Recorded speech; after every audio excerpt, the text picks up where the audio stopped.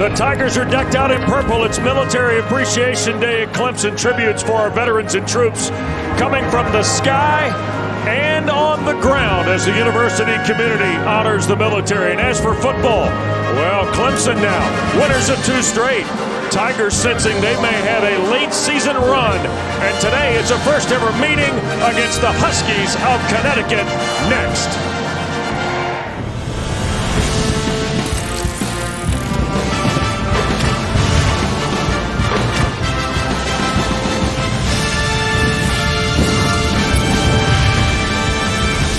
ACC Network football presented today by Subway. Game 1 of our tripleheader. Frank Howard Field at Memorial Stadium here in the upstate. 6-3 Clemson meets 1-8 Connecticut. And a beautiful crisp November Saturday with Roddy Jones, Wes Durham, Taylor Davis in just a moment. Dabo Swinney's pretty serious now. He knows 2-2 in September, 3-1 in October. He's thinking 4-0 in November. He certainly is, Wes. And coming off 2 straight wins, a win over Florida State and a close win over Louisville, those wins coming down to the wire, you can tell because of the struggles early on, there's been some joy in how this team has improved. And he is optimistic largely because of the improvement on the offense. Tigers always talk nameless, faceless opponent. Well, offensively, they've gotten a lot better against those nameless, faceless opponents. They certainly have. And it's really been driven by the offensive line and the improvement in the run game. Will Shipley and Phil Maffa have been an excellent addition to this offense as they've grown as freshmen. But DJ Uiagalelei's improvement as well, both in the run game, the pass game. He's gotten some help from some shuffling in the receiver position. Bo Collins, Justin Ross, all of them starting to play better. All right, so we got the offense licked. But Taylor, the constant for the Tigers this year has been the defensive side of the ball.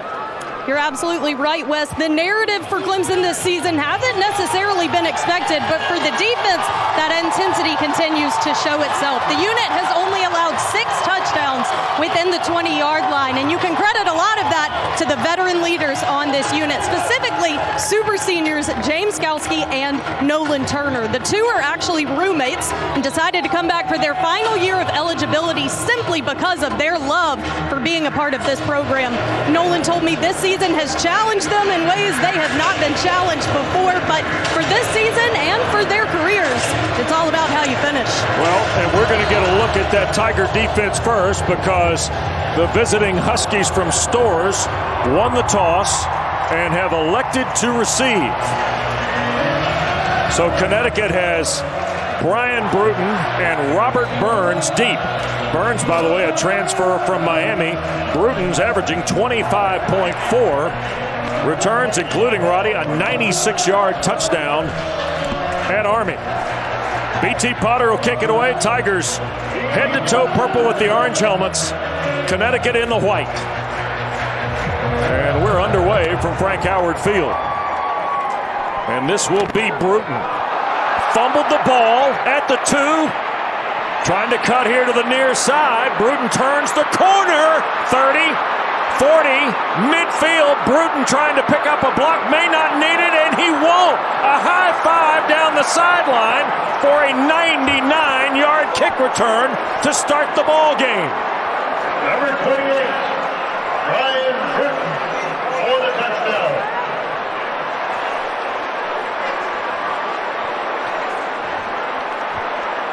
What a start, what a turn of events. Bruton drops the ball, can't find it, and that causes the Clemson kickoff team to lose contain. He's able to get to the outside, gets a couple of nice blocks down the sideline, and it was all game from there. As you said, a high five and escort into the end zone. What a start for the Huskies. And murmurs and silence through the stadium as Brian Bruton returns his second kick for a touchdown this year. There is 50-year-old Lou Spanos, the interim head coach of the UConn Huskies.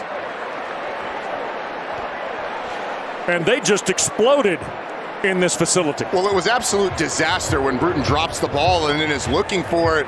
But as I said, a lot of times that causes the kickoff team to lose its integrity. Those guys staying in their lanes, and Lou Spanos has to be fired up. He was named the interim coach on September 6th, and in a development that we'll get to, he will not be the next head coach. They've named Jim Mora as their next head coach, but Spanos, a guy that's familiar with Mora, loves this program, just talked to us so much about how he wants success for these guys, and his guys have had it on the biggest stage. in a flash, Wes. Wow. And if you ever wanted to know about the maturity and the growth of Dabo Swinney's team, Roddy, we're getting ready to find out. You are absolutely correct there.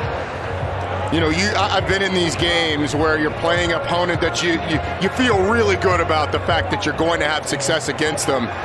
When you have things like that happen, it has to be the leaders on this team to go out and make a play. They've made one, now you have to make one. It looks like UConn's trying to get an extra guy on the field. Seems like they've only got 10 guys out there for their kickoff team. Well, and Clemson has plugged Darian Rencher as the kickoff return guy. You want to talk about a leader. This is one of the Tigers' very best right here. Yeah, and usually you see Will Shipley back there, but curious to see how much we'll see Shipley today. We're told that may not play a whole lot. The kick is away, and this will be Rencher at the 4. Darian Rencher bouncing to the near side and pushed out of bounds near the 35-yard line. So, trailing 7-0, Clemson takes over after Bruton's 99-yard kickoff return. First time since October of 2004. Darian Rencher with return to 34. That the opening kick has been returned. You get DJ Uiagalelei leading this Clemson offense. I've talked about his improvement, but you saw the toughness last week. Had that knee injury, still was able to score the game-winning touchdown. Quick throw by Uiagalelei, and this is Bo Collins going to work. Kept his feet, dives forward for about 6 on first down. Trey Wortham, the corner. Lou Spanos talked about the strides that the junior college transfer from Stockton, California has made during the course of the season. They ruled Collins down after 2, so it is 2nd and 8. Bo Collins had a breakout ball game against Louisville last Saturday night at Cardinal Stadium. That's Maffa checking out of the backfield here to the near side. Quick throw, that's Collins again. And he will fight toward a first down at the 43.5. Omar Fort, the linebacker, makes the stop for UConn. It's a great catch by Bo Collins. You mentioned his emergence a week ago, and we talked to Tony Elliott about it. He said there's had to have been so much shuffling at that receiver room that these guys are finally starting to get some consistency, although this week Justin Ross goes to the boundary, E.J. Williams out to the field, Collins in the slot. 3rd down and short, and boy, Maffa, I'm not sure got it. I'm not sure if he did either. Malik Dixon crashed from the safety spot for UConn. It'll be 4th down. Number 31, Malik Dixon. And Dabo Swinney's leaving the offense on the field. I would be shocked if he doesn't go for it here. The thing is, DJ Uiagalelei wearing that brace on that right knee. Quarterback run has been a part of this offensive emergence. I doubt we see much of that today. That's Maffa with Uiagalelei. And Phil Maffa going to get the first down. Powers over the 45. Well, the numbers, the stats, the overall record probably don't tell the story of UConn. It's been a struggle for the Huskies. It was documented this week with the announcement that Jim Moore will be the next head football coach there. But at least from the gun, Roddy, the guys in the white hats are here to go today. They're excited to play. You come in and into Death Valley, you get a play early on. And Maffa gets rallied up after no gain. In fact, tackled down behind the line. That was Jackson Mitchell, the linebacker. 43 is a hitter. 16 tackles against Army, 15 against Purdue, 4 games with 10 or more for the sophomore from Ridgefield. One of the leading tacklers in the country. You can see him just sort of maneuvering across that offensive line, shoots the gap, is able to bring down Maffa in the backfield. So 2nd and almost 12. Quick throw on the perimeter. Collins looking for room again and chopped down. And that was another nice play by Wortham. He's handled that throw twice already defensively for the Huskies. UConn has basically said, hey, if you're going to beat us, we're going to make it tough for you running the football. You're going to have to do it through the air. And them tossing the ball out quick, that has to be a good play for Clemson. It's an easy throw, easy completion, but UConn's done a nice job of tackling in space. Tight end in the slot to the top of your screen is Davis Allen. 7-0 UConn and Uiagalelei. Dumping to Ross. And he will fight back toward the 48 of UConn. And that now will bring up a 4th down play. And Clemson's keeping the offense on the field again. Yeah, 4th and 4. Again, UConn is an opponent that on paper is overmatched. Dabo Swinney opting to be aggressive here on 4th and 4. E.J. Williams in the slot to the bottom. Got to move. Flag will come. Free play for the Tigers. Williams downfield. Broken up by Wortham. Going to get Kevon Jones, I believe, being offside. Offside. Defense. 5-yard penalty. That penalty results in a first down. The veteran referee, Riley Johnson. First time we've heard from him today.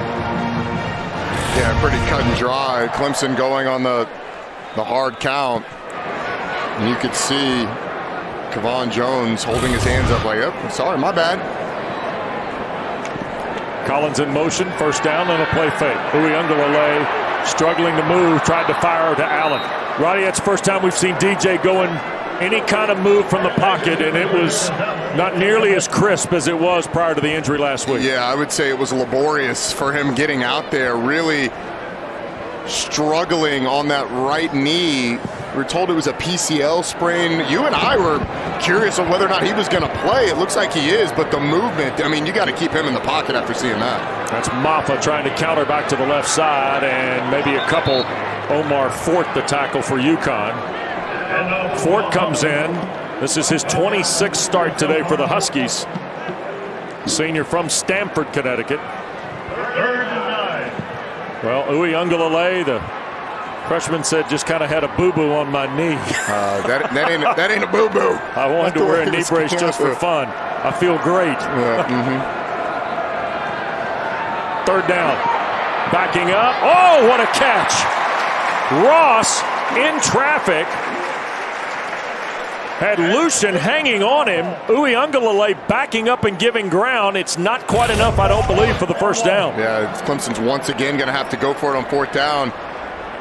But it's a throw that you're glad that you got off behind the receiver. Ross makes a nice catch.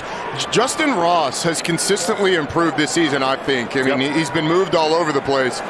We'll see what they do here on 4th down, though. Maffa, sidecar left. He'll get the call on 4th and short, and the big back just powers in.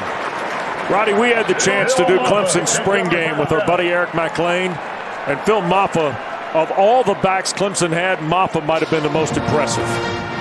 Yeah, I mean, that's high praise, because there were a number of guys, some of which you aren't here anymore, that were still impressive, Will Shipley included. Yeah. But Phil Maffa right up there. I mean, as you said, a bigger back, 225 pounds. Saw him get out a couple of times the last few weeks with the speed down the field. He's an impressive young player. Fresh set of downs. Tigers have had to convert 4th downs, though, to keep it going. Here's a throw to the perimeter off the hands of Williams in front of Wortham. Yeah, and through the struggles of this season, if you want to know what one of the biggest differences is, it's that these easy access throws that were so automatic with Trevor Lawrence at quarterback have not been. I mean, that's a 7-yard gain at minimum if you're able to complete it, and they just haven't been able to complete those consistently this year. Uiagalelei, 5 of his first 7 for 26 yards. Second down and the full 10 for the Tigers. Trailing 7-0 after the kick was returned 99 yards to start the game. That ball got deflected on the way to Davis Allen, its intended target. The number of times that Clemson's been in 3rd and long on this drive alone has been somewhat jarring. I mean, you coming into this game, watching these two teams, thought that Clemson was just going to be able to drive the ball down the field at will, and 3rd and longs have kind of become a staple. 3rd down and 10. Tigers are 0 for 2 so far in the ball game. Connecticut rushing 4. DJ throws beyond the reach of Sage Ennis, the tight end, who was on the hash marks at the far side, and here comes B.T. Potter to try and cover the rest of this. I think number 19, Durante Jones, got away with a little bit of a tug on the back of Ennis's jersey, but nonetheless, refs don't see it, not called. Finally, those 3rd and longs catch up to Clemson. B.T. Potter's got a long field goal attempt to try and get points out of this drive. It would be his longest of the year. He hit a 47-yarder 2 weeks ago against Florida State. This is 49 for B.T. Potter. Kick is away from Potter, and it is good inside the left upright. Season best for B.T. Potter. Clemson converts some fourth downs, burns a lot of clock, and still trails early at home.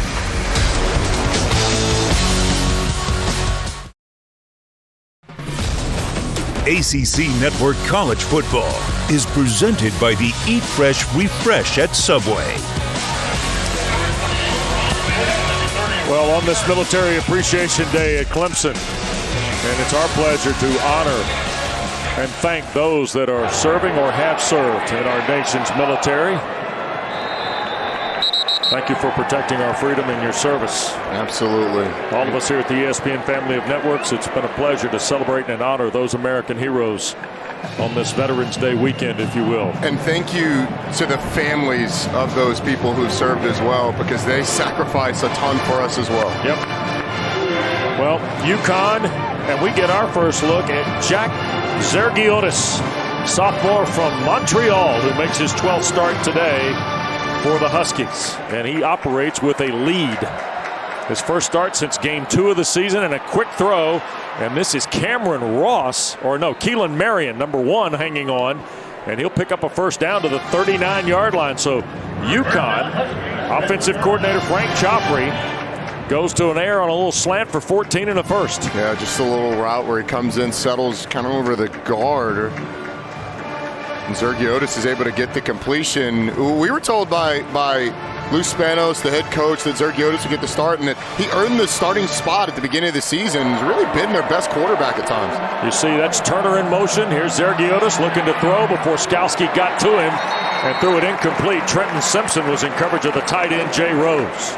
Zergiotis, a nice completion on the first play. Now you see the speed of the game start to kind of be exposed to Zergiotis. I mean, the closing speed of James Skalski forces the throw. You got to come off that fake ready to throw the football, knowing that Clemson's going to have somebody coming for you. Spoken with experience, by the way. Yes, sir. Absolutely. Second down in the full 10. 7-3 UConn after they ran the opening kick back 99 yards to start the ball game. Turner again in motion. Zergiotis, little flip on the perimeter. Mensah dropped it. Trenton Simpson wraps him up. It's ruled incomplete. Roddy, I have found this year, in particular the last month, these little passes out in the flat, everybody's playing them all the way through the whistle because they're not as sure as they used to be. No, they're not. And sometimes the officials will let them go a little bit longer just to take a peek, but that time called a forward pass incomplete. UConn 129th nationally in third down conversion. They're 8 of their last 32 on third down. And the issue for UConn is going to be figuring out where people are coming from and where to go with the football. Clemson's going to play aggressive. Tigers trying to get there, no chance. Goodrich was in coverage. Clarcius, the intended receiver, and now a flag. Clarcius was down that far sideline, but Dwayne Goodrich going to be flagged here. Mario Goodrich going to be flagged. Defense, number 31. That's an automatic first down. Wow. Tigers give it back on the penalty. It's a tough penalty for Clemson. Let's take a look at this. Down the field. Yeah, Goodrich kind of has. I don't love it. Based on what we saw and what I saw live, I don't love the call. There was some physicality, but it didn't look like the ball was anywhere close. So Zergiotis and the Huskies get a first down at Clemson's 46-yard line. And UConn with a 4-point advantage is just fine being deliberate here in this offensive possession. Absolutely shortening the game. Yep. And now a flag, and this delay. A little too long, a little too deliberate. Yeah. Delay of game. There's a lot going on here, though, it looks like. Zergiotis is looking to the sideline. He then moves a guy, Lou Spanos. He was the defensive coordinator, still is, when Randy Edsall retired after the loss to Holy Cross in week 3. As their third game, it was actually the second week of the season. They played a week 0 game at Fresno. Yep. Here's Mensah on first down after the penalty, trying to get to the perimeter, and the Tigers rallied quick. Sheridan Jones finally came up from the corner spot to get Kevin Mensah on the ground.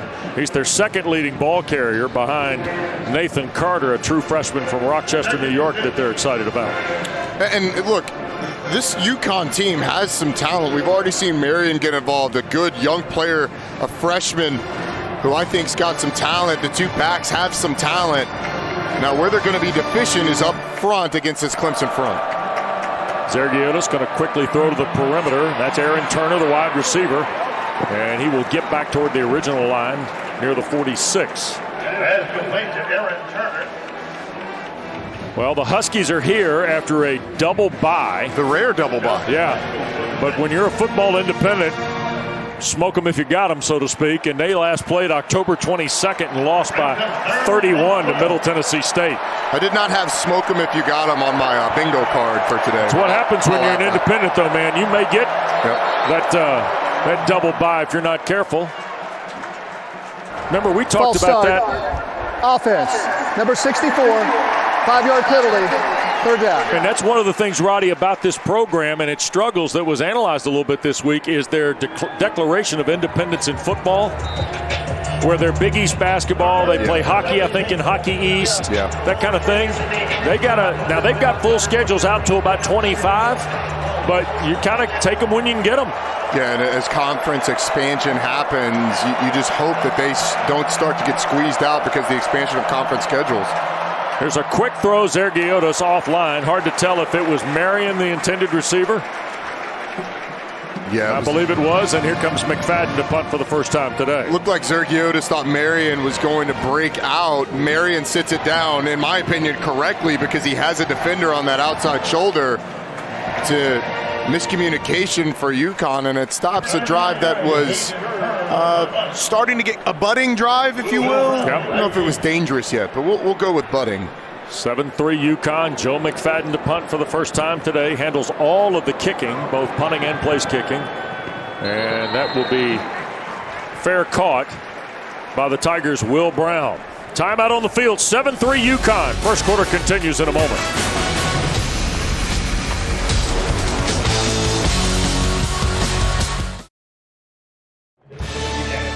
Hey, don't forget, coming up next, game 2 of our triple-header off to Blacksburg. Duke and Virginia Tech. Chris Cotter, Mark Herslich, Jalen Johnson standing by. Then at 7:30, Truist Field in the Twin Cities. ACC Primetime Football presented by Geico. For the driver's seat in the Atlantic, Roddy. Yes, sir. Get ready. 16th ranked NC State, 12th ranked Wake Forest. Right here with Dave O'Brien, Tim Hasselbeck.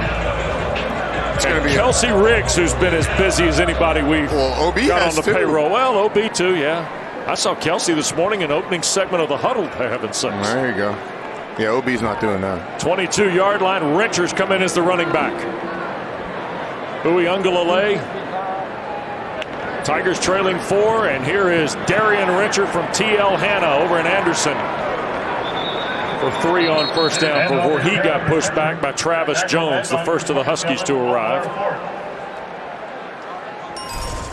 Clemson offensively stayed in 3rd and long, it seemed like, on that first drive. You see him running the football early on in this one. That's kind of what I want to see him do. Establish the run, especially with DJ's knee being a little banged up. Look, that boo-boo started to linger. Yeah, that's it. Play fake to Rencher. Quick throw. Shot play. There's Ross. 45. Justin Ross toward midfield. Pulled back there. First down, Clemson. Trey Wortham the tackle.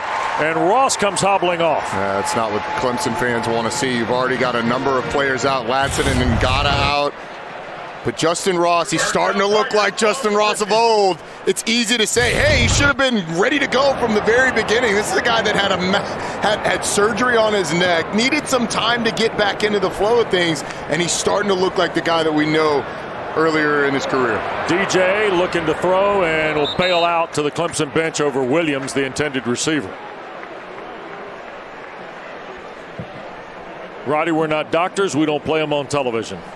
Uiagalelei might be 60%. Hobbled. Significantly hobbled. Yeah. You know, when you saw him go into the end zone last week against Louisville, it was basically on one leg. I mean, he was essentially hopping on that left leg into the end zone, and good for him for toughing it out, but you can tell it is certainly bothering him. Quick throw on the perimeter, needs a block, and there is Williams, first down for Clemson. got to the 39 of UConn before Malik Dixon shoved him out after 11 yards. Bo Collins out front doing a great job of blocking, and in the past, that's really where Clemson has made those plays great. Amari Rogers, Cornell Powell doing a nice job out front blocking. You should get a look at DJ's numbers from a week ago. Yep. Another play of 1st and 10 coming up. Now he's going to take the shot, looking downfield. That is Dakari Collins, the freshman from Atlanta Westlake, who had Lucian beat.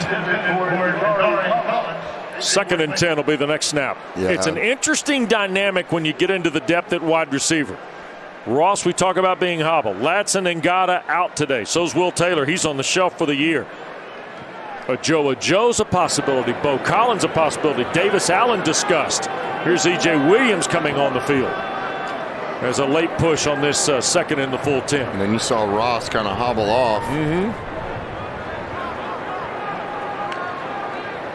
Here's Uiagalelei, near side, and Dakari Collins again. They'll pick up about 6 on the play. 3rd and 4 will be the next snap. Kevon Jones, the tackle for UConn. Roddy, the numbers offensively. Clemson is 12th in passing yardage, 11th running it. But as we said at the top, the 2 games against Florida State and Louisville bore a little confidence for what Tony Elliott's group has. You're looking for improvement, and this offense is approaching being an average offense, if we're being completely honest. And with the defense that they've been playing, that makes them a pretty dangerous team. Rencher in the backfield. This is 3rd down and 4 now for the Tigers. DJ, a quick throw. That ball's caught. Dakari Collins makes a man miss inside the 15. 1st and 10 for the Tigers just outside the UConn 10. Jackson Mitchell, the linebacker, shoved Dakari Collins out. He's now doubled his season total in this drive. He had 2 catches coming in, now 4 on the year after this one. Yeah, and a lot of talent from the freshman from Atlanta. Does a nice job of turning around Lucian, the corner, and Clemson's now inside the 10-yard line. And Darian Rencher going to get the call. Rencher spins and falls forward to the 5. 2nd down coming up here. We're going to have an opportunity to talk a lot about Darian Rencher, but what he's meant to this team. And you see, like, there's a lot of talent there as well. It's a nice move in the hole. Here is Rencher working left side again and is met by that UConn front. Dalmont Gordine from over in North Charleston, South Carolina. There are a few Palmetto State products on this UConn roster. In fact, Lou Spanos, their interim head coach, claims Mount Pleasant is kind of his hometown. Yeah.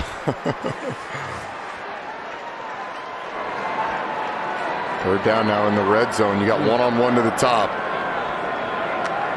Uiagalelei the snap, quick throw, end zone, and Collins couldn't come up with it.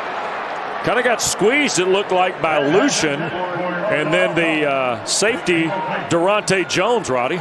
Yeah, and that's one of those where DJ looks to the right, then comes back to the left and delivers the football. If you're going quick slant, snap the ball, maybe go middle, but snap and throw that ball to the left side so that Collins doesn't have to make the catch as he's getting hit by 2 players. You want to put it so he can kind of ease up the seam there, not take that hit. And another Clemson offensive drive kind of stalls. Yep, B.T. Potter to kick a 23-yard field goal. No, they fake it. This is Will Sweeney, touchdown!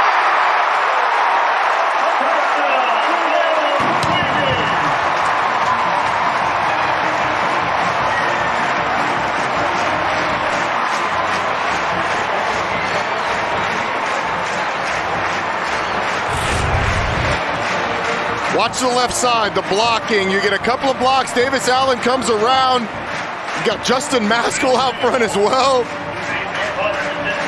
Will Sweeney ends up in the end zone, fired up. The coach's kid gets a touchdown. No, that's Kathleen's son. Oh, excuse me, my apologies. You may say it's Dabo's, that's Kathleen's son. Yeah, especially when he runs like that. Yep. 10-7, Tigers are in front. Yeah, how about that one? 22 in the end zone, Dabo.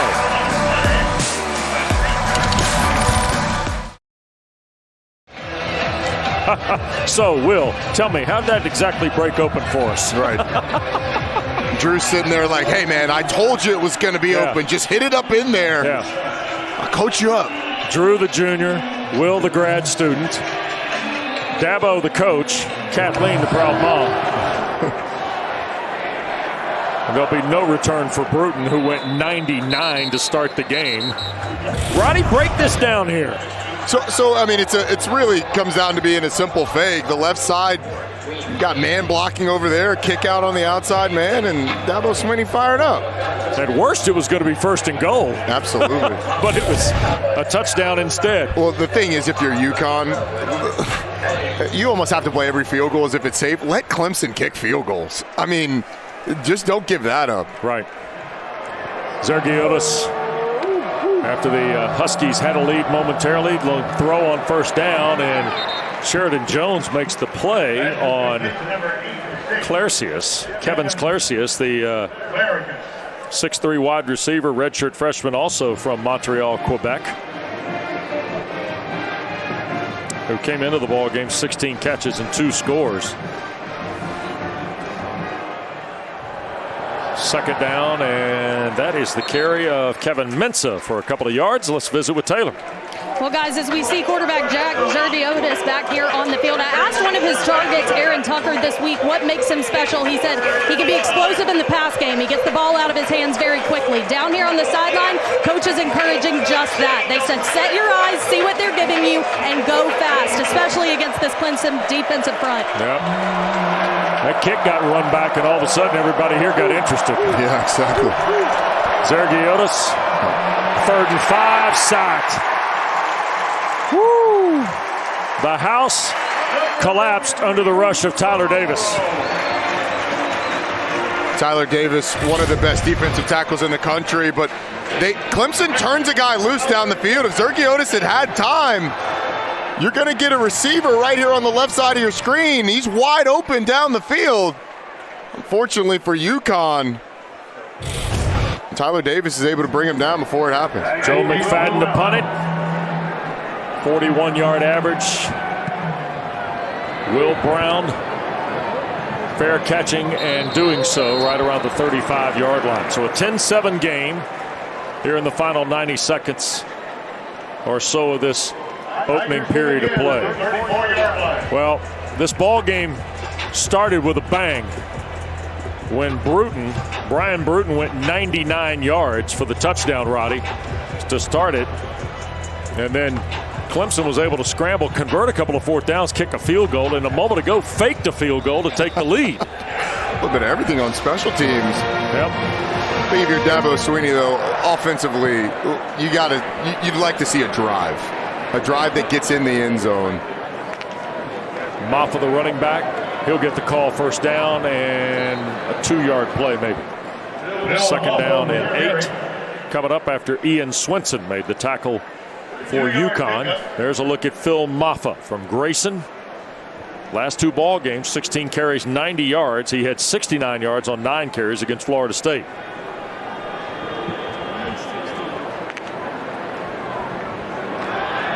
Uyunglele, high throw for Davis Allen.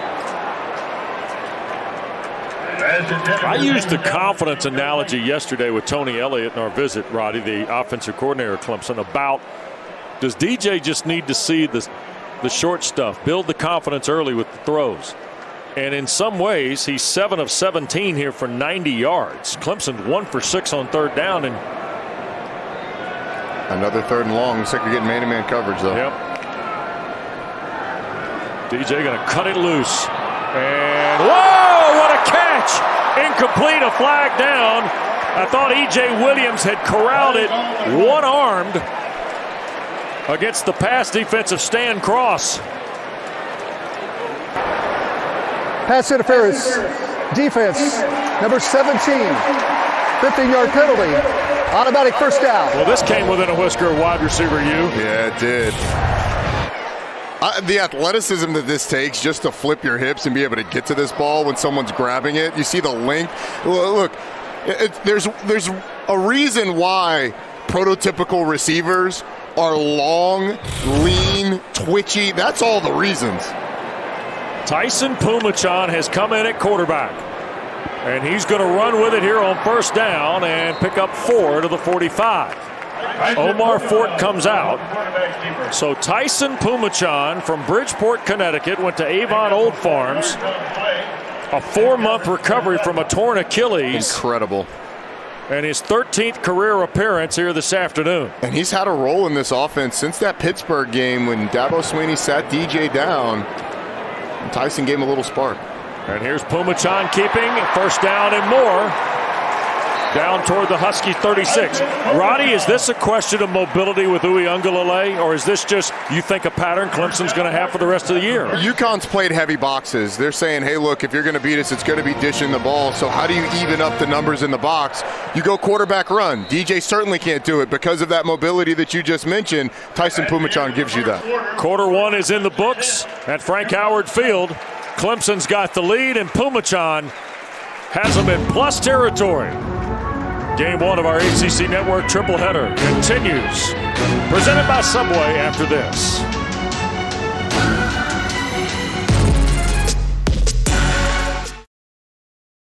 At the 36. Second quarter here from Clemson with Roddy Jones, Taylor Davis, Wes Durham, Tyson Pumachan, and the Tigers here on 1st and 10. Pumachan going to take a shot, and it's caught.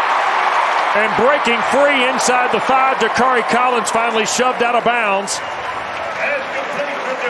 It's a 1st and goal scenario for Clemson.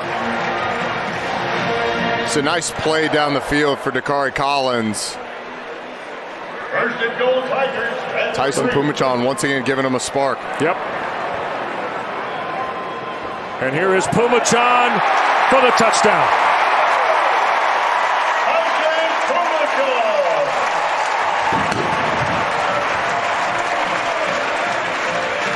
Well, Wes, you mentioned it earlier. Talk about the mobility of DJ Uiagalelei. It just wasn't there. And as he's done over and over this season, the legs of Tyson Pumachan really paying dividends for Clemson. The delivery downfield gets him down close. And then the legs of Tyson Pumachan get him in the end zone. 6 plays, 66 yards for the score. BT Potter's point after makes it now 17-7.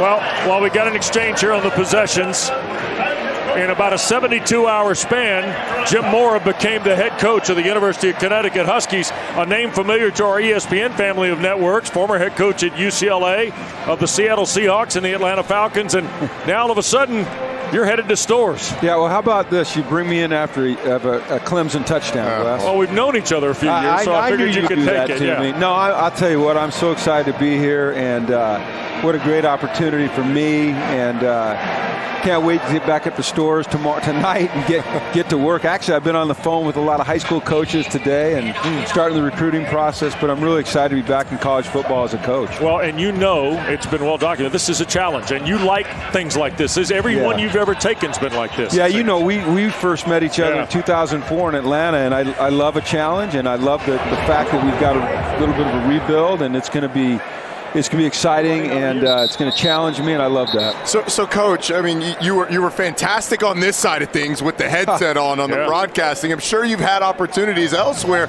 What made this challenge the right one for you to want to take? You know, it's the right time for me to get back into coaching. You know, my kids have all grown. They're out of the house. And to me, this is just a great opportunity to go to a school that's, you know, academically and athletically, they pride themselves on excellence. It's a national brand. It's a team that needs a little jolt, and I hopefully can give that to them. And I'm just excited once again to have an opportunity. Coach, the other thing that was noted the other day when it was announced is you're going on staff as an assistant coach for the remainder of the year, in part and parcel because of the recruiting, right? Right. So tomorrow, when we're able to take one of our 10th coaches and move him back down, I can come on staff as an assistant coach and start to recruit. And I'm kind of fired up about that, Wes. They're not going to let me call any plays or run any drills, but they're going to let me recruit. Well, in all honesty, as an independent in football, that's probably a critical piece. It's a critical piece in any program, as you know. Recruiting is the lifeblood of your program. That's why today, first thing I did is start calling these high school coaches in Connecticut, connecting with them, making sure that they know how important it is that we engage with each other, build these relationships, and make sure we put a fence around Connecticut and really attack the Northeast in recruiting and make sure those good players come to UConn. Well, Connecticut's one of those states that's sneaky, putting out some really good players. You've got a history with Lou Spanos, the interim coordinator, the interim head coach. How has that helped you kind of hit the ground running here? Well, I'll tell you what, Lou and I go back, 20 or 30 years, and we have a great relationship. I have so much respect for him. The job that he's done, taking over in a tough situation, has been remarkable. I was around those kids last night, and their energy, their enthusiasm, you look in their eye, there's no quit in them, and I attribute that to Lou and the staff, and it's something that we can build on. And I just have so much respect for Lou Spanos. Great man, great football coach. In the NFL, he's done some tremendous things, and just the familiarity has really helped. Well, I tell you what, a lot of people throughout the NFL and around football glad to see you get back in the game, and we wish you a ton of luck. And that one almost got blocked. You know what? I tell you what, you were setting me up here. If that had gotten blocked, I was throwing the headphones down. Hey, thanks, guys. Appreciate you joining us. Jim Mora on his way to Storrs as the new head coach of the UConn Huskies. Appreciate the time. We'll continue from Clemson. Tigers and Huskies in a first meeting ever next.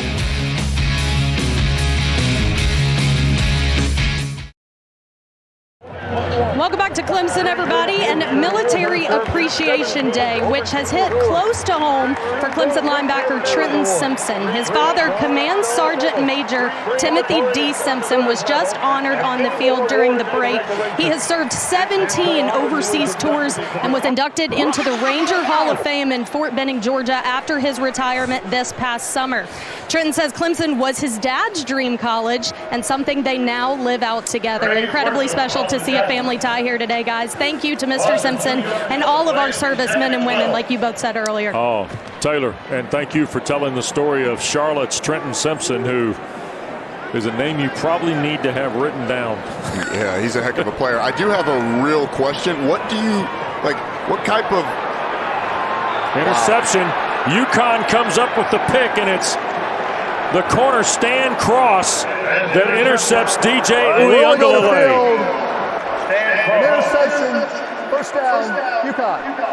Uiagalelei had taken the series after Pumachan had taken the Tigers to a touchdown, and he throws the pick to Cross on the second play. It's a fantastic play by Stan Cross. Let's take a look at it. Slow it down.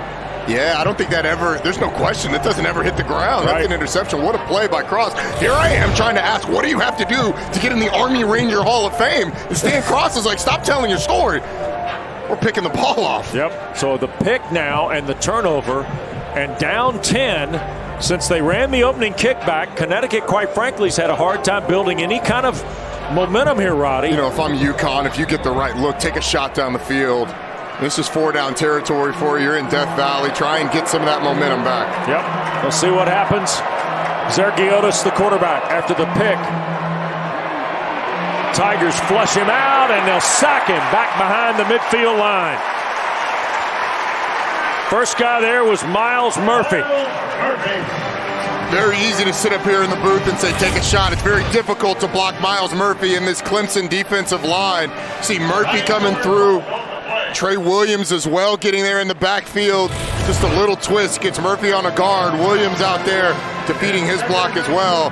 You have to have time to be able to do it. It was good coverage on the back end, too. Tell you what, Trey Williams, 6'2", 300. He played 38 snaps in the loss at Pittsburgh. Big fella got a little motor to him now. Yes, he does. They got some real dudes that can move on the inside. Last 4 drives, Connecticut's played behind the chain, and Skalski unloads on the catch that time by Aaron Turner. What a collision at the 35. It'll be 3rd and 5. That was a big hit. Let's see. Skalski, nice job getting his head out of the tackle. Yep. Hitting shoulder to chest. That's a great job for a guy that's been on the wrong end of a number of targeting calls. That's an excellent tackle. Hard hit over the middle. It's a nice catch on the other side, too. Yep. So here's UConn, and we're going to get a timeout taken here. Are we under review? Let's see. The ruling on the field of the catch is under further review. Huh. All right. So we will go under review with the referee Riley Johnson. Replay officials Keith Roden, the communicator Bill Hanlon here today at Clemson. Now, Roddy, they're reviewing the catch, but are they reviewing targeting? Well, once the play is stopped, you can review all aspects of the play. So if you stop it to review a catch, you can still review targeting. If you stop it for targeting, vice versa, you can do all of that in once. So they're going to look at all elements of the play. Now, it was not called targeting on the field. Whether or not it is called targeting, you have to confirm all aspects of it. This would apply to the defenseless player part of targeting, though. You're catching a football, you are defenseless, so forcible contact to the head or neck area is all you need. There certainly isn't forcible contact with the crown of the helmet. I do not see that there, and I think the hit comes to the chest. So then you look at the catch part of it as well. I don't think there's any question if this is a catch. Right. And it is a great job by Skalski, and we'll go back to the Sugar Bowl against Ohio State here because that did not work out for him. Now this is a look this is a different look that we've seen. He does lower that helmet just a little bit, but again, I don't think that qualifies as forcible contact to the head or neck area or forcible contact with the crown of the helmet. I don't see this being targeting. I think that's a good hit, good tackle by James Skalski. Yep. How nervous do you think he gets at this point, though, when these things go to review? And I think that his history book, I think to your point, though, he's adjusted. After further review, it is a catch, and there is no foul for targeting. And, of course, Riley Johnson stays in the good graces of the partisans there. Here, I think his game is adjusted, though. You know, he would pell-mell hit you a couple years ago, right? Yeah. Now he understands, and he's a veteran guy. I mean, it's super kid to visit with. And Taylor, I think Skalski's one of those guys, major college football, understands, hey, look, if I'm going to do it, I got to make sure I'm in the framework. You know, guys, I actually heard James Skalski on a podcast with teammate Darian Rencher, who hosts his own podcast, and they had this targeting conversation because it has been such a part of Skalski's last few years. And he said, you do have to completely flip the script of what was imprinted on us as kids growing up playing football. But he said, watching the tape, I can understand and see it. Of course, like a lot of people, he's leaning on the side of having different levels of punishment, but he does understand the rule, just trying to adjust accordingly. Well, and we saw in the spring when James Skalski, the football player, finishes, James Skalski, the coach, won't be far behind. He will immediately start, and I have a feeling I know where he's going to start. Here's a toss, and trying to get to the perimeter is Mensah, and tried to run through the angle for the first down and is held up short by at least a yard or two, and Lou Spanos plays with house money here. And you know, James Skalski has filled so many roles here as UConn starting to go with a little bit of tempo on this 4th and 2. Let's see what they go with. They're going to try Mensah, and he doesn't get it. Boy, you're running right at the teeth. And Miles Murphy, the biggest growl of the Tigers. And I don't know if there was a read aspect of this, but if there was, Urquiola should have pulled it. I mean, he had one-on-one to the other side. You can cut up and get a couple yards. But Clemson stands up on a 4th down, gets that offense back on the field. So 4 plays, they give it away on downs after the pick. They go 8 yards to the Connecticut Huskies.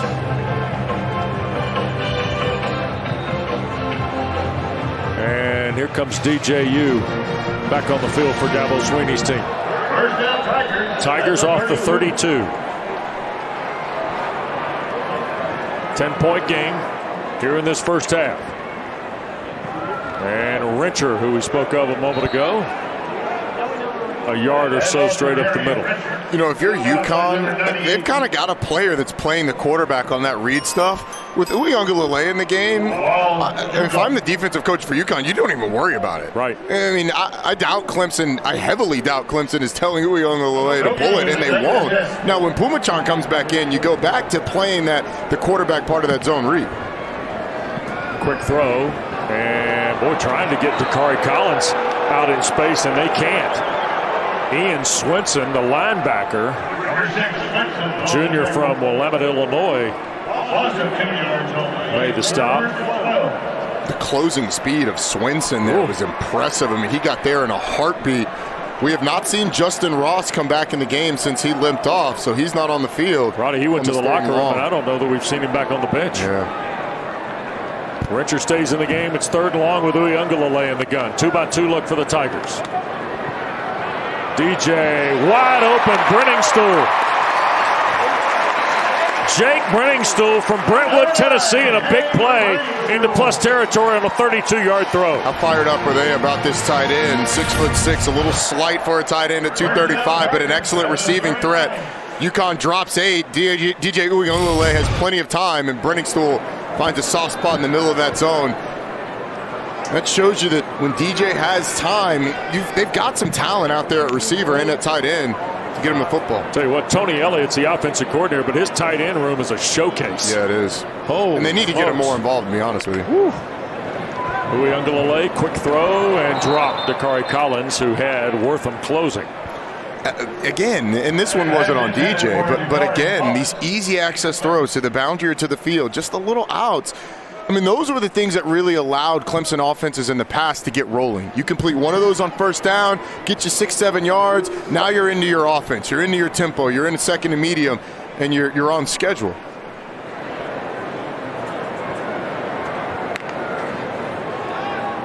Oh, flipped it to Rencher. Looking for a block. Darian around the corner. He'll have the first down. Out of bounds inside the 30 at the 27 of Connecticut.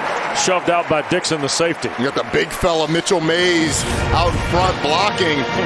And kind of faked to one side, set up the screen to the other. What, Big 77? Come on, big fella. Throw a block. Oh, that's a pancake. Get some syrup out there. Stan Cross on the back end of that. DJ looking for help. He'll throw it out of bounds. Roddy, is his limited mobility now limiting his width of the field? I mean, he looked right that time, and then when he didn't see it, it was gone. Well, you know, there's a couple of things that's going to happen. He's not going to scramble. I think that is, we saw that very once. clear. Yeah, and he's going to get the ball out. So if it's not there initially, he's going to throw the ball away. 13 of 24 for 129. The big question is, what does that do for his fundamentals? In trouble and threw it away. Nobody in the neighborhood. I think this may end up drawing an intentional grounding flag. Absolutely. Swenson was back there again, the linebacker. Intentional grounding. Offense number 5. It's a loss of down at the spot of the foul. 3rd down. And this is the right call from Riley Johnson. Yeah, and watching DJ in the pocket, Wes, this is a game that you should control. You don't control it yet, but I mean, he is a vulnerable target back there. He cannot move, and if you're not protecting him, you're opening him up to some shots. So, I mean, if I'm Dabo Sweeney, I think you got to think about taking him out of the game. He's just too vulnerable in the pocket. Brenningstool in motion. Little counter. Here goes Rencher firing through.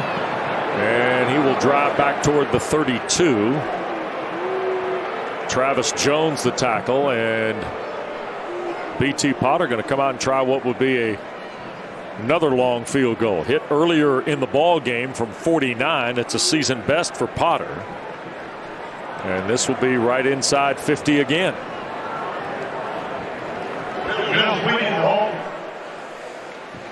B.T. Potter to kick. Will Sweeney to hold. Kick is away. And B.T. Potter hits another one. 8:01 to go in the first half. Clemson grinding to pull away from UConn, leading by 13.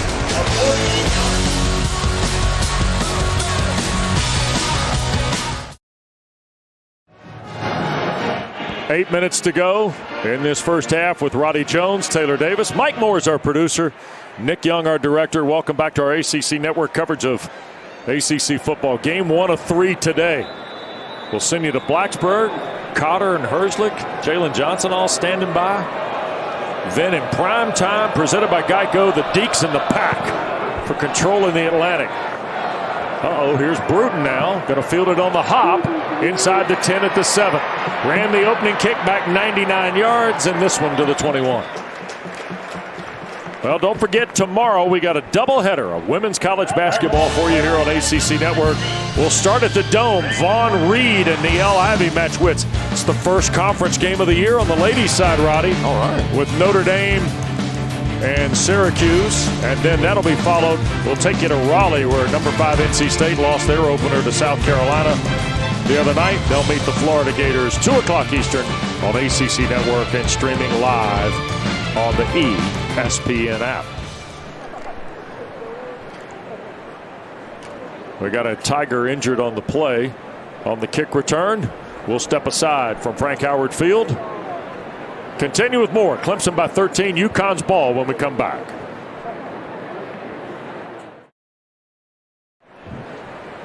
Clemson 20 and UConn 7. With under 8 to go, and the injured Tiger, we believe, is Sergio Allen. There are 2 number 45s, but this is a sophomore linebacker from Fort Valley, Georgia, who was injured on the kick return by Bruton. And they're trying to get Sergio to the cart here. Number 45, Sergio Allen, injured on the play. And the Tiger training staff and sports medicine folks out. And Dabo Swinney there as well. So UConn will have the ball at its 21 when play resumes. And Clemson with a 13-point lead here in a ball game that was sparked by Brian Bruton's 99-yard kick return for his second touchdown of the year to start the ball game. And Roddy, to a degree, and you said this on the last possession by the Tigers before Potter kicked his second 49-yard field goal, this is a game that's kind of been in a grinding mode for Clemson. Yeah. Because of the kick return, but also because the things that might have been going a little better the last 2 weeks against Florida State and Louisville have kind of been a little stagnant here in the first half. Well, they have not had the elements of the quarterback run. They have not had consistent ability to run the football today, which was a little surprising. Not a little surprising, very surprising. And while it doesn't really feel like Clemson's being threatened in this game, they have not yet pulled away and been dominant. Here are the Huskies going to work, and a flag thrown from center field on the carry by Bruton. Okay, let's see what we got here. Holding. Offense number 83. 10-yard penalty. First out. Brandon Naminsky, freshman tight end, guilty of the hold.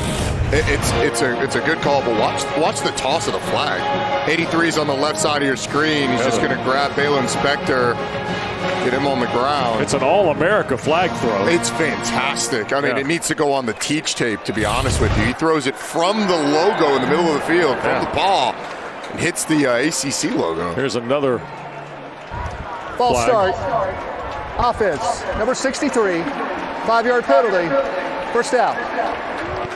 I'm going to say it was either Noel Ofori Inadu, 62, the left guard, or 64, Christian Haynes, the right guard. One of those. I'm going to go 62. Sounds good to me. Ofori Inadu. You want to try that again? It's Niadu. Niadu, I'm sorry. Thank you. Quick throw, intercepted! Goodrich comes up with the carom off the pass intended for Jeffries. And the Tigers are going to get a red zone opportunity on the pick.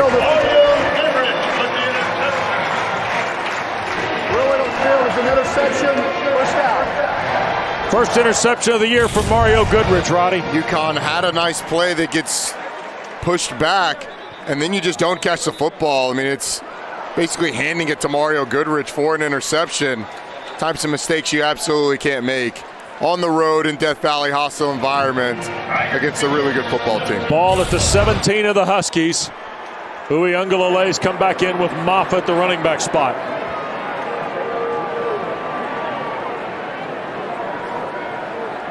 This is Dakari Collins wide to the left at the bottom of your screen. And only one guy over there with him. That's Bo Collins in motion.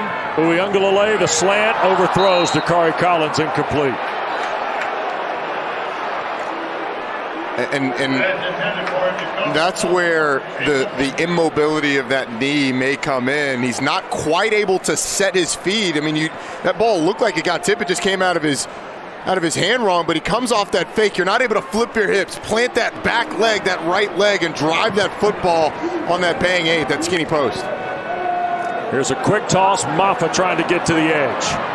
And he will fight to the corner, get knocked out around the 13-yard line. It'll be a gain of right at 5. 3rd and 5 coming for Clemson. Stan Cross angled him out. There's Pumachan, who took the Tigers to a touchdown. Tyson scoring on the ground early here in the second quarter of play. It was his first rushing score of the year, by the way.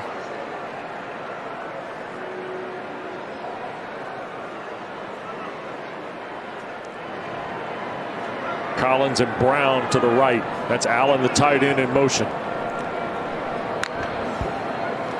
Uiagalelei looking to throw. Revs it up. Shoots it to the end zone. Collins couldn't hang on. Coverage provided by Dixon, the safety for UConn. And here's B.T. Potter to kick another one with 6:34 to go.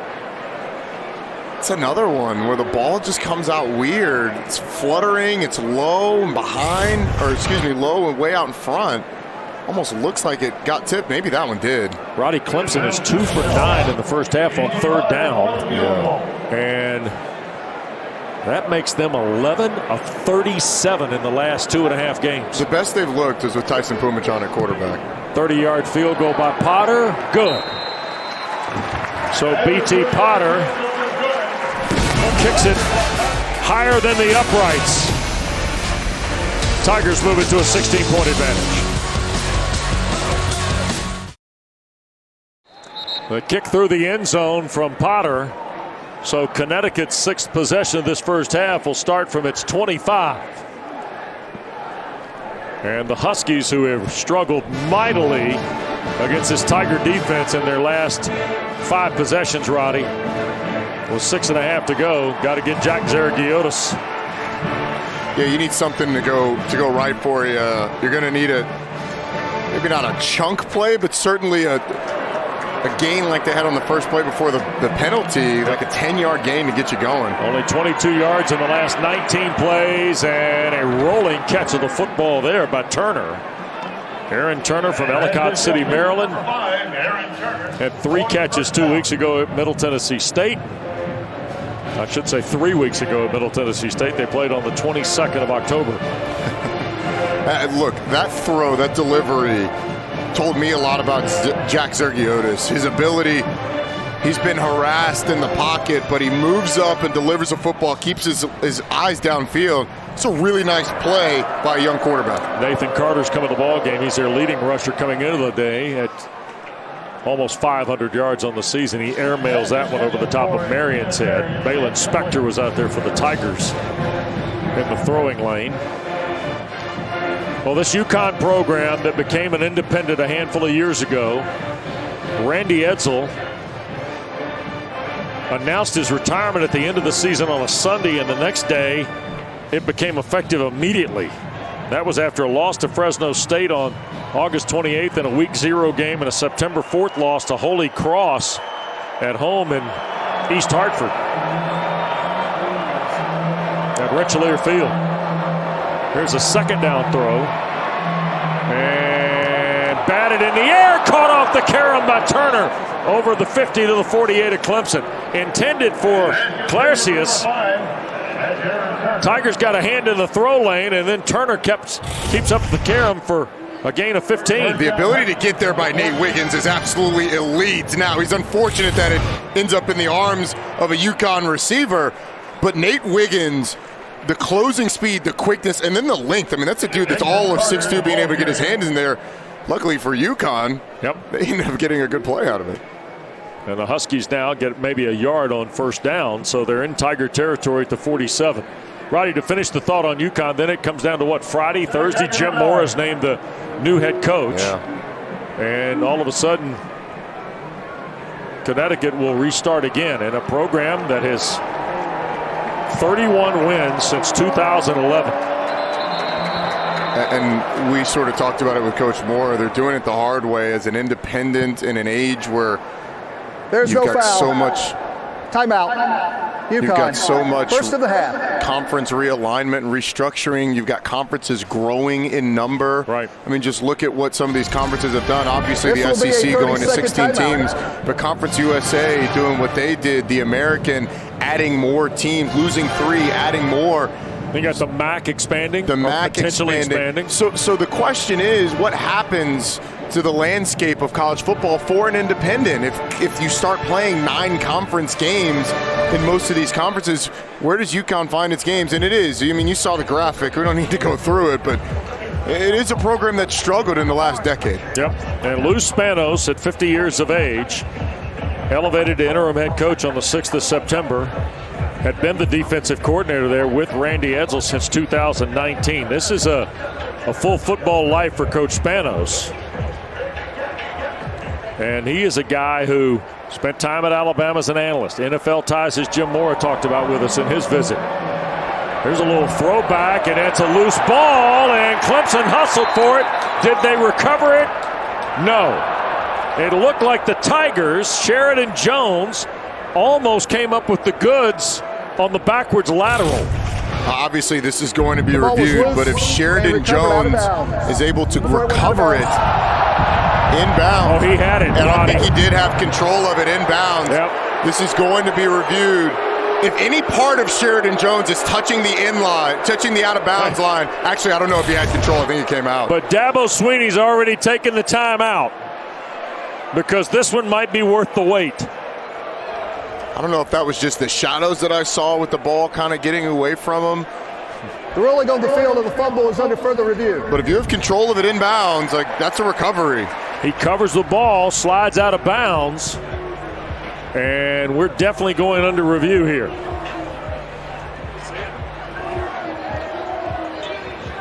And Sheridan Jones with a very heady play here. Well, you're trying to do a little trickery. The overthrow from the running back. Knees in, ball in hand. Oh, see, juggles it, hitting he's the juggling white. it. Yeah, and that's what it is. So you have to, again, it was called out of bounds. You have to have indisputable video evidence that he had control inbounds before going out. Nothing that we've seen, this view isn't going to tell us either. Nothing that we've seen shows you indisputable video evidence of him having control in the field of play before he loses it out of bounds. Looked like Zergiotis was trying to dive at it and punch it out of bounds. Yeah, I mean, obviously Zergiotis is going to hustle for it. Yeah. Now look, we're looking at all these views. There's nothing there that's going to have you overturn the call on the field of it being out of bounds. Right. So with 4:41 to go here, Dabo Sweeney burns a timeout, and it's a good investment on the timeout. You want to make sure that this gets reviewed, whether it goes your way or not. You're already up 16 here. And Riley Johnson and his crew, no matter what the discussion is here on possession, they've got to get the management of the game correct too. Ball spot, time remaining, things like that. And they had that. The time remaining, the time's going to run no matter what because we're not under 2 minutes yet. So they're, trying to figure it all out. Now, Clemson did not get charged the timeout, by the way. They waived that because it went under review, so no timeout. And now we got a lot going on here, don't we? A lot going on. We got to have a replay. I mean, for this to be fairly clear cut. After further review, the ruling on the field stands. The backwards pass was out of bounds. 3rd down. Okay, now, Roddy, the crowd boos here, but this is about possession and control, right? Yeah. This is not about he touches it, he's got it, but he doesn't control it, right? It's about possession control and the call on the field. I mean, you heard Riley Johnson, the call stands. You have to have indisputable video evidence to overturn it. And I think the bobble as he's going out of bounds kind of shows you.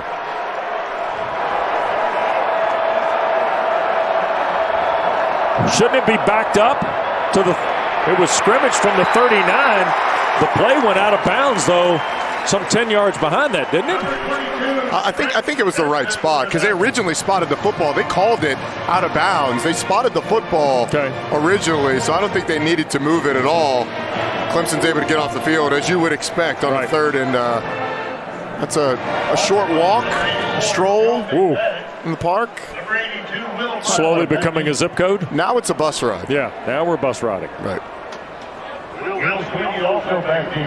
McFadden to punt it away. Brown waits. He's going to let it hit, and it will skip out of bounds inside the 30.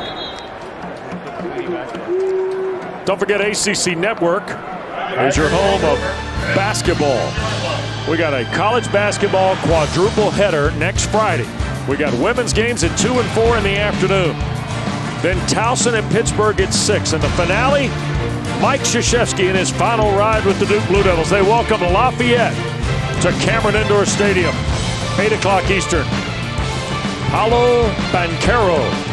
And I'll offer this. Trevor Keels is a name you probably need to know. And after a triple-double last night, Davis had a triple-double. Wendell Moore, man. I'm sorry, Wendell Moore, yeah. Give him his credit, man. Fooled around and had a triple-double. Yeah. Tigers from the 26 and Maffa on the carry. Was that you going summertime? Last week, messed around and got a triple-double. Yeah. Okay. I see you. Yeah. Little Will Smith. Okay, again, the bingo card. I did not have Wes Durham dropping rap lyrics either. 2 yards. Is that really? Is that the full lyric? That's just part of it. Oh, no, but the way you said it, I mean, messed around and had a triple-double. It's clear. That was clear. Tell you what, Wendell Moore, Joey Baker, I think they're big keys for Duke's success with the young stars that Coach K has on the floor. Uiagalelei trying to cut it loose, and Bo Collins defended by Cross. It bounds away incomplete. I think the unfortunate thing and the frustrating thing about what you've seen from this Clemson offense is it's a lot of what we've seen all season. You see the drive chart. So we take a look at our marathon drive recap. You had a couple of touchdowns early on. You stalled with a bunch of field goals, and I think the frustration is a lot of these throws are things that we've seen against better opponents. You just thought they'd be solved against a UConn team that seems to be overmatched. Had 3 minutes to go, and you're looking at Uiagalelei in second in the full, or third and 8 rather, I should say. DJ shoots it down the field, and behind Collins, a lot of hand fighting going on with Wortham in front of the Clemson bench. And 3 and out goes Clemson. First time today that's happened for the Tigers, outside of the 2-play interception thrown earlier to Cross. And look, it's been difficult on DJ Uiagalelei this season. He's had a rotating cast of receivers around him, so the miscommunications downfield, you can understand some of that stuff. But the missed throws, those are the ones that are frustrating. That's a back shoulder throw where you got to give your receiver a chance. And he just misses low and outside. First punt of the day for Will Spires. Drops it low, and it checks up around the 32, and that's where it'll be downed. Jack Maddox, the long snapper, downfield off the Spires. And that gives the ball to UConn. Don't forget our Owners Insurance halftime report coming up. Syracuse and Louisville update. Team of mystery, not much of one today, Roddy. Cards off to a great start. Jordan and the guys will also preview Miami and Florida State. JC, EMAC, EJ, Coach Rick, and Eddie Royals in the house today at Truist Field. Look out. KJ Henry, speaking of Winston-Salem, with the sack. KJ Henry. You walk down on the field and get around this Clemson defensive line, and you see exactly why they're as dominant as they are. And a guy like KJ Henry. Clemson. First of this half. Let me be honest. When you go down there, do you have some flashbacks to Brandon Thompson and some of those guys? No, I didn't until you started mentioning them. Keep bringing them up. Absolutely.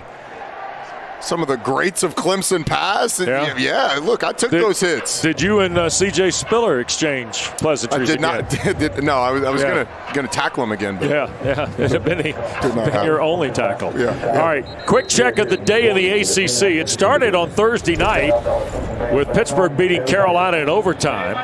You know, Syracuse and Louisville are underway. Here's the way the rest of it looks. Florida State, Miami, 3:30 over on ESPN. Same time they go in Atlanta. Phil Jerkovic, second game back against Georgia Tech. And here on ACCN, Duke and Virginia Tech from Blacksburg. Roddy, a thought on Notre Dame and Virginia. Brennan Armstrong, game time decision? Yeah, and here's the thing. If I'm Bronco Mendenhall, I think about not playing Brennan Armstrong because it all comes down to next week against Pittsburgh. Yeah. And I want Brennan Armstrong as healthy as possible. You never want to punt on a game.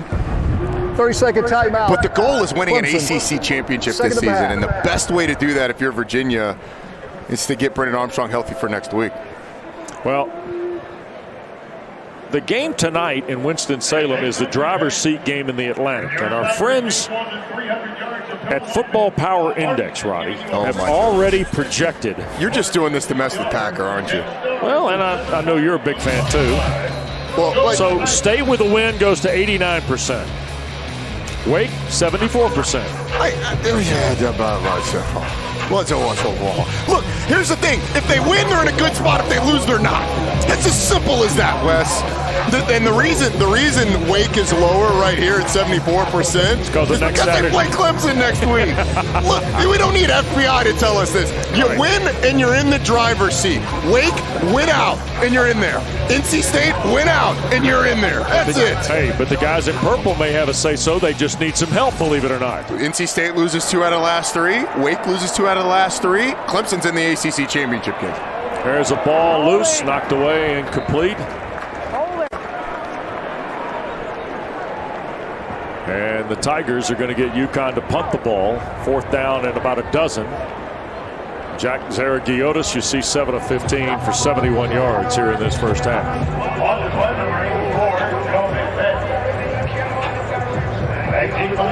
Honestly, I'm kind of surprised that Wake would have only been at 74% for FPI because FPI doesn't watch the games, and I would guess that it would be a coin flip for FPI next week. Brown will wait and signal for the fair catch at the 24. Hunter Helms is warming up on that sideline for Clemson. He is the number 3 quarterback, freshman from West Columbia, South Carolina, who's only played in 1 ball game this year. And there is number 18, but DJ Uiagalelei is going to come out. Tyson Pumachan was receiving some attention from one of the trainers on the sideline. The most efficient drive that they've had is the one where Tyson Pumachan took the majority of the snaps. Right. DJ Uiagalelei, the last 2 drives, has really struggled to connect with some of his receivers. Clemson at the 24. Tigers with a 23-7 lead.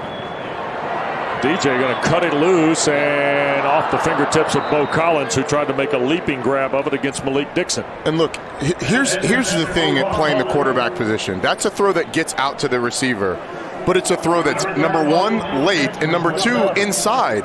Put that ball on the sideline for your receiver and throw it as soon as he's about to come out of his break. The anticipation is just not there. If you don't like it early, it's just a smash route. Go to that little stop and get a positive gain. 2nd down, the full 10. Connecticut really pressuring Uiagalelei. Knocked him down as he cut it loose. It was Travis Jones fighting through there. So was Kavan Jones. All right, so the question now is the drop back passing game with DJ Uiagalelei. He's a statue in the pocket right now, an easy target. You know where he's going to be. So what do you do to get something going? If I'm Clemson, you try with your best screen. Maybe you get Davis Allen on a tight end screen, one of these running backs. Uiagalelei hit 5 of his first 9. Since then, it's been a real struggle. Only 8 of 21, and he'll fire here to the near side, and E.J. Williams can't bring it in. And Clemson will go 3 and out with 2:21 to go in this first half. And that is the 2nd straight 3 and out trip for the Tigers on offense. And they may have another shot at this, even if UConn were to run the ball twice. Right. That would burn 80 seconds. I don't know. You do the math on this broadcast. So. Oh, really? Yeah. Do I do it well? Well, we didn't say that. Will Spires to punt. Tigers are 2 for 11 on third down. Let's see, you got 120, 140 seconds. They can burn 80 of it. So what's 140 minus 80, Wes? 60. That's it. It's a minute left. And they got a timeout. Yeah, well, that's how you get to the 60. You call the timeout, and you got a minute left. Look at that. You had to give me a little time to pull out the abacus. Well, Taylor, this has been a bit of attrition for Clemson here in this first half. Justin Ross, I think, has come back to the sideline on crutches. Is that right? I mean, Tigers have been battling the whole way here in the opening 30 minutes, themselves and the opponent.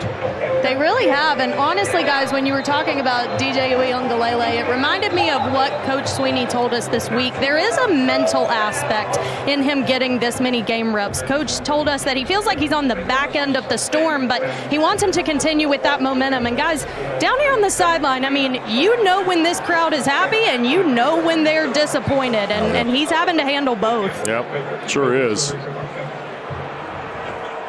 So here is Spires to punt. And it is a low liner. And going to the far sideline is Keelan Marion, and he scoops it up and is promptly shoved out of bounds around the 37-yard line. 40-yard pump by Spires. So that's where Connecticut will get started. Brian Bruton's 99-yard kickoff return for a score got us cranked up here today.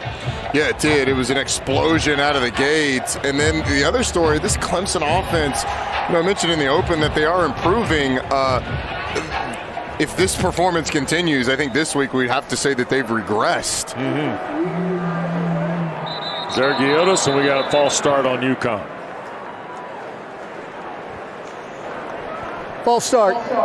Offense. Number 53. 5-yard penalty. 7th First penalty down. of the first half on Connecticut. 9 total in this opening 30 minutes. Ball at the 31. And Lou Spanos would love to have some degree of offensive momentum before the half, because Clemson gets the ball to start the second half.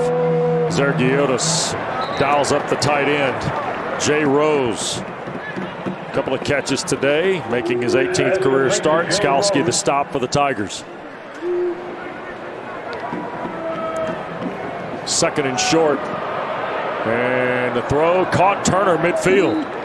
UConn moving with the ball now, and under 2 minutes to go. Huskies have 2 timeouts. Some confidence building from Zergiotis. His movement in the pocket has been very impressive. Well, he had a little shoulder and head fake there. A little pump fake by Zergiotis. Tried to go back to Rose, the tight end, and it's incomplete to stop the clock. He tried to move up in the pocket there, but Miles Murphy was peeking his head in, saying, yeah, I don't think you want to come this way, big fella. Yeah, Miles Murphy became the pocket. Yeah, exactly. Rukaroro was over there as well, kind of wanting to corral him. Just look, 33 now is new to football. That was the term that got used by Venables yesterday. Yeah, well, that's scary. Rukaroro is new to football. He's new at 6'4", 295. And Zergiotis got cleaned out on the blitz from the backside. Malcolm Green came in and hit Zergiotis as he cut it loose. Incomplete with 100 seconds to play. Malcolm Green came like a bat out of you-know-what from the left side before anybody realized he was coming. Ryan Van de Mark. Apologies, I got a little flustered there. Ryan Van de Mark didn't quite see him early enough, couldn't get out. Right. Zergiotis did a good job of getting the ball out, though. 3rd and 10. And Clemson didn't have to use the timeout. Well, they used it earlier. There's Zergiotis, wants to throw, sack, ball loose. And UConn fell on it with Haynes, the right guard, recovering it. Miles Murphy knocked it loose. And UConn, with 1:25 to go, is going to let the clock wind all the way here before McFadden punts it. 6th sack of the first half by the Tigers. Miles Murphy, look at him on the left side, just a straight arm to Vandermark and pushes him into the backfield. Look, in games like this where you have a team that is overmatched, you want your best players to prove why they are your best players and show the dominance. That's about as dominant as it gets. Miles Murphy saying, this is a big boys game. Will Brown's longest punt return, 17 yards. Brown will signal for and make the fair catch at the 12-yard line with 49 seconds to go. And Clemson one last look at it before the halftime horn. And the question that I'm going to continue to ask until we see something is DJ Uiagalelei the best choice at this point in time? The struggles that he's had really throughout the season have crept back up. Is it due to the injury? Is it due to the knee? He looks vulnerable in the pocket, can't move around all that much, and just has been off. That's Davis Allen, the tight end, in motion. Quick throw, and Dakari Collins, the catch, steps out of bounds near the 20. Clock stops. Clemson has kicked field goals, 2 of 49 and 1 of 30 for B.T. Potter in this first half to go with the 2 touchdowns.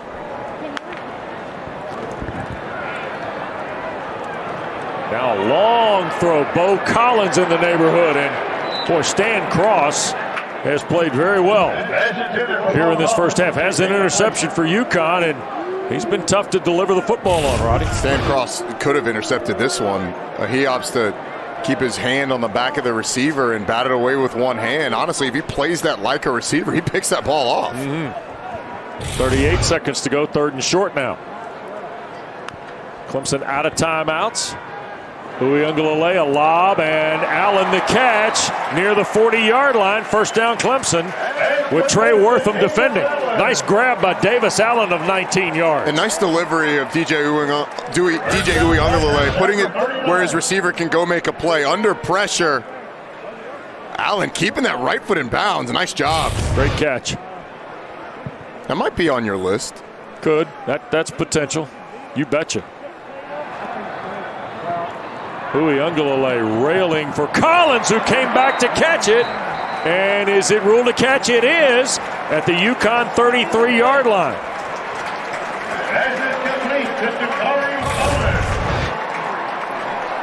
Nice adjustment by Collins. Oh, see, does that right foot hit out of bounds? And DJ's got something going on with that hand. Yeah, might have gotten hit maybe into a helmet. Possibly. And now we're going to get a review. Yeah, no surprise Previous there. play is under further review. As that right foot, as he was kind of turning around, look at that right foot got close. We'll see if it actually ever touches out of bounds or if it just hovered. So Riley Johnson and his crew will take a look. Don't forget Auto Owners Insurance halftime report coming up from Truist Field in Winston-Salem. Jordan Cornette standing by with the rest of the huddle crew. What do you think? Let's take a look. Knee down, ball caught, Roddy. That's what it looks like, yeah. And then again, catch on the field. Knee down, ball caught. Knee down, inbounds. I think that right foot is also the when it comes down, it's inbounds as well. So I think this one stands or is confirmed. Collins came in just 2 catches on the year. And he has 6 for 97 if this stands in the first half. Certainly has been a favorite target today. Well, you have Bo Collins, 12 catches in his last 3 games. The field stands. So the ball will be at the UConn 32-yard line. Bo Collins had 12 catches in the last 3. Remember now, Ladson then got on the shelf. Joe is dressed but has not played today. Yeah, and Justin Ross is in a boot and crutches on the sideline now. So, boy, that list has just continued to grow. I would say you would consider it long and distinguished at this point. Exactly right.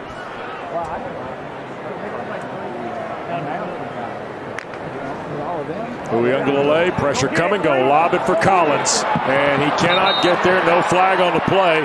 It looked like Wortham had him wrapped up. Clock stops with 21 seconds to play first half. Now all of a sudden the clock is working against Clemson. Yeah, it is. Let's take a look at this. sort of the grab of the arm. Honestly, the hand fighting down the field, there's physicality on both sides. At the end, you do see the arm grab by Wortham. I actually like the no call there. The hand fighting is what caused early on him not to be able to get to that ball, and then it was overthrown. I don't think he interfered with the ability to catch the football. Blitz coming. Going to take the deep shot. And it's caught! Bo Collins all the way through. Touchdown, Clemson.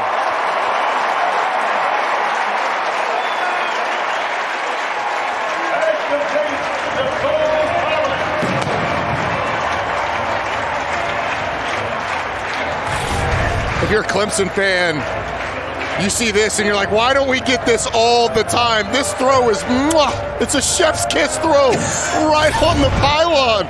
It's fantastic. He drops it right in the bread basket of Bo Collins. That Bosco connection there. Yep. High school teammates. Nice drive by DJ Uyunglele. 4 for 4, 80. The point after by Potter good. Uyunglele 4 for 6, 88 yards, and the touchdown. Watch the placement. Collins does a nice job of holding his line. As a receiver, it's easy. Once you pass that defensive back to start to fade away, let the throw fade you away. You hold your line at the bottom of the numbers, give the quarterback a lot of room to put it over your outside shoulder so you can fade away from that defensive back, catch the football, and get in the end zone. Well, the emergence of Bo Collins continues. Touchdown last week at Louisville, big touchdown catch here at the end of the first half today. And that Clemson pipeline of St. John Bosco, the excellent California high school, to Clemson, South Carolina, pays dividends. They got themselves a 2-for-1 with Uyunglele and Bo Collins. You bet. And now the folks gathered around Frank Howard Field feel a little better about this first half with 15 ticks. They should. They should. The offense shows signs of life. Your quarterback has a nice drive that you can build on. There'll be no return here for Bruton. That ball from Potter was kicked to Seneca. And UConn, Lou Spanos, I'm going to guess here it's a touch of the knee and we go to the locker rooms. But did you say that kickoff was kicked to Seneca? I did. Which is that way, by the way. I was going to ask, directionally. Yeah, that's. If we'd have been gone the other way, it'd have been kicked to Anderson, right? Maybe more towards Central, but you're in the neighborhood. Okay, I'm in the neighborhood. It'll be a touch of the knee, and off to the locker room we'll go. A little bit of a longish first half. Almost 2 hours to play this first half here today at Tiger Town. But it ends on a happy note for Clemson after 30 minutes of play. Started off, though, with UConn running the opening kick back 99 yards for a score. But Dabo and the Tigers have scored 30 in a row, and he's standing by with Taylor. Thanks, guys. All right, Coach, a lot of special teams plays to start it out and a complete drive there at the end to close it. What were your thoughts on the first half? Sloppy. Unbelievably sloppy. Disappointed, obviously, with the kick return. Just really poor. We don't contain the ball. And that kids, they've had a couple of those this year, and we knew that. I mean, that's been one of the best things they've done. So really disappointed with that, and that set the tone. But we came back and got a special team score on our own, so it was good to answer that. Defensively, he's done a great job. We created some turnovers and some stops on downs, and then just missed plays. Oh my goodness, we've had so many missed plays. Really, not crisp at all. The drive right there was great. It was a great drive. So hopefully that's something we can build some momentum on. We've seen both DJ and Tyson in the first half. What are you looking for from both of your quarterbacks? Yeah, well, Tyson couldn't go back in. He couldn't. He banged up his shoulder, and he said he couldn't throw. So we couldn't put him back. We couldn't put him in there. DJ struggled. We missed a few plays. We just weren't crisp. But again, good drive. So we'll build on that. Thank you, Coach. All right, Taylor, thanks very much. Roddy, it was a half of big plays, and UConn had the biggest one to start, but afterwards, Clemson capitalized. Touchdown going to the locker room. Jordan Cornette and the boys from Winston-Salem are next on ACCN.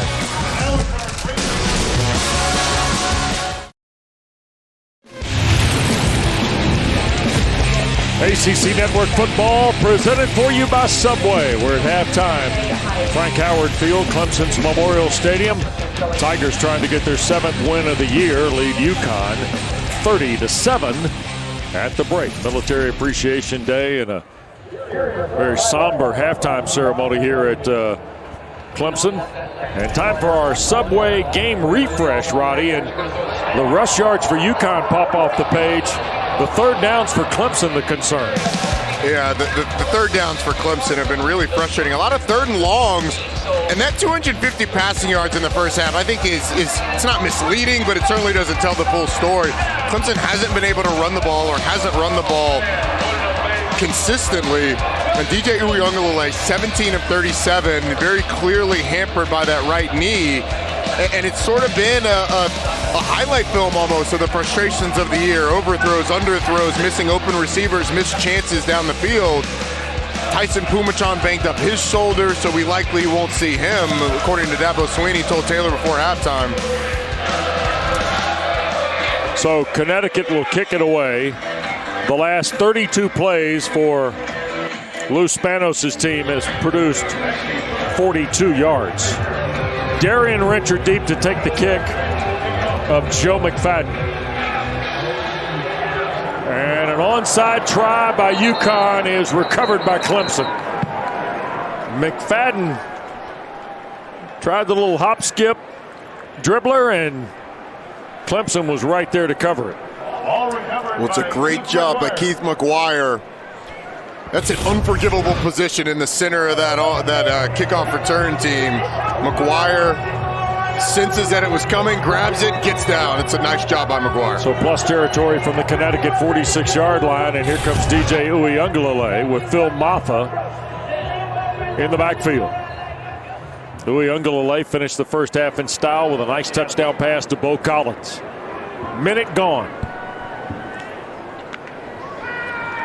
And DJ faked the run, now throws, and that's Maffa in traffic. Took a big shot from Durante Jones, but held on at the 32. It's a great job by Phil Maffa. He gets held as he's coming past the line of scrimmage and then makes a nice catch between a couple of defenders. Quickly another 1st and 10 set. And they'll hand to Maffa. And he'll cut inside the 30 for a gain of 3.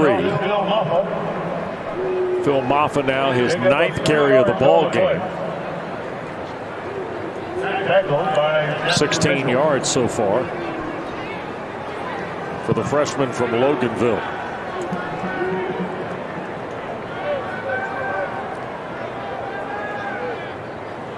Now Uiagalelei with the play clock winding.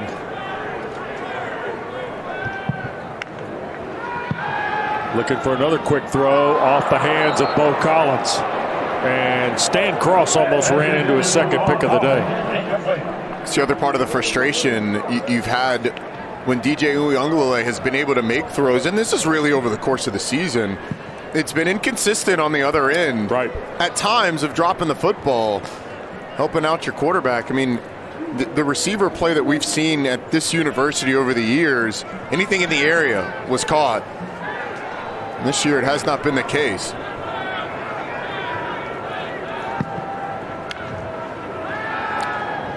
We're going to flip it to Maffa. Races through one line. He'll get the first down inside the 20 to the 17. Marcus Tate, big 74, who Roddy talked about in the first half, out here paving road for Maffa. You know, watch the right side. Marcus Tate, number 74, as you said, out front. Maffa does a nice job outrunning the pursuit from the inside. He's able to get the first down. It's a nice call on the 3rd down. Easy throw for your quarterback. Nicely set up. Give one of your playmakers in space. Yep, 1st and 10. Ball inside the 20. Pistol set for Clemson. Play fake by DJ. Rolling to his right, and he will fire incomplete, being pressured by Eric Watts, sophomore from Sumter, South Carolina. Again, one of a handful of guys from South Carolina on this UConn roster. And again, you're trying a boot with DJ Uiagalelei, who's very clearly hampered. I mean, if it's not wide open, he's not getting around any sort of pursuit to the outside. Yep. So you see the bunch look to the top of the screen, the 3 guys. including the tight end, Allen. Here's a pitch, and Maffa found the cutback at the 15, and taken down shy of the 10 is Phil Maffa. Durante Jones and Kevon Jones, one of two of the three Joneses on that starting defensive unit for UConn. Yeah, we Joneses, we run deep. Oh, I forgot the one up here. Yeah, well, there you go. So 3rd and 4 for Clemson. I credit Tony Elliott for finding creative ways to run the football there, getting on the perimeter quick. Allen, the tight end, to the left side. Uyunglele to Maffa, straight ahead, and going to be close at the 8 for the first down. You know, it kind of feels like at halftime the Clemson offensive staff sat down together and said, look, I know what the looks are saying. It's heavy boxes, which means they have more people in the box than we can block. Let's still find ways to run the football. Thought he got close to the first down, but it's going to set up 4th and 1. Yeah, Clemson going for it. Now 4 of 14 in the ball game on 3rd down. Looks like DJ Uyunglele may be under center. Do you sneak it with a bum knee? Sure do. And Brenningstool helped him with the push. And that'll be enough for the first down. And it'll be 1st and goal now for Clemson. It does warm your heart to see a quarterback sneak. We'll say that. You have been the leader of college football's get under center and sneak. You know, I won't claim to be the leader of all of college football. Maybe the ACCs. I've had some people on the bandwagon with me nationally, I think. All right. 1st and goal. DJ shoots it toward the end zone, incomplete, looking for the tight end. Or it's actually Drew Sweeney, 81. And we're going to pass interference on Clemson. Yeah, it's a very clear pick. That's the Hunter Renfrow play. The other part of that, I mean, you get the pass interference. Oh, wait a second. Hold on now. Here's Riley Johnson. Offensive pass interference. Number 3. 15-yard penalty. First down. Now, the Hunter Renfrow play won a national championship. They executed it better. It was honestly, it's not really pass interference either. Because pass interference would be if he picks the inside guy, then it's usually when you see it called, it would look like that was more just kind of they jockeyed for position. Yeah, well, it was the corner who's on E.J. Williams was was pressing him. Yeah. So I don't know. The intent to pass interfere was there. There we go. Okay. Here's Maffa finding a crease and rolling toward the 12. And now Clemson, after the penalty, Malik Dixon the tackle. Tigers get a redo, and it's still 2nd and goal. 10th play of the drive coming up here, Roddy. Clemson looking for some momentum to start the second half. Yep. DJ going to hand to Maffa again and keeps his feet to the 6.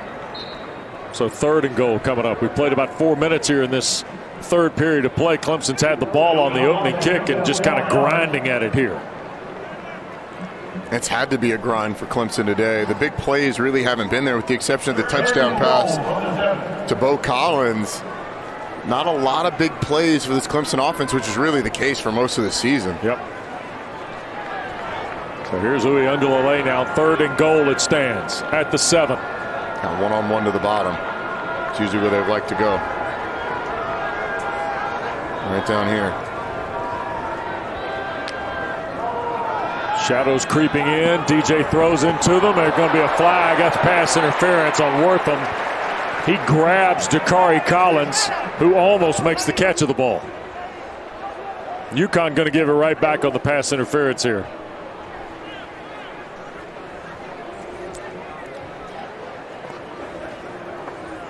Easy call. Pass interference.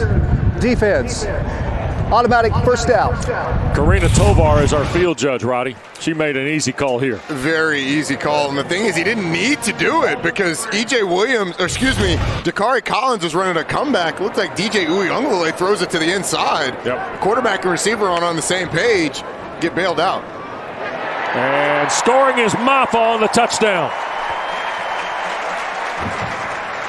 Phil Maffa, his 2nd rushing score of the year.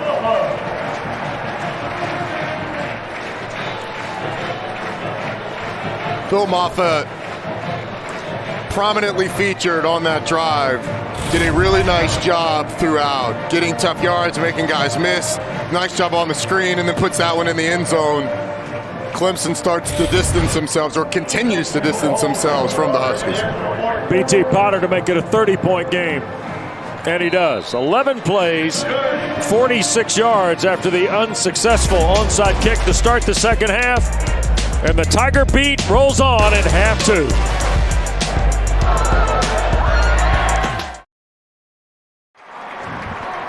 Well, right here out of the timeout, little dance team routine. Next thing you know, somebody's getting married. A little Tiger love.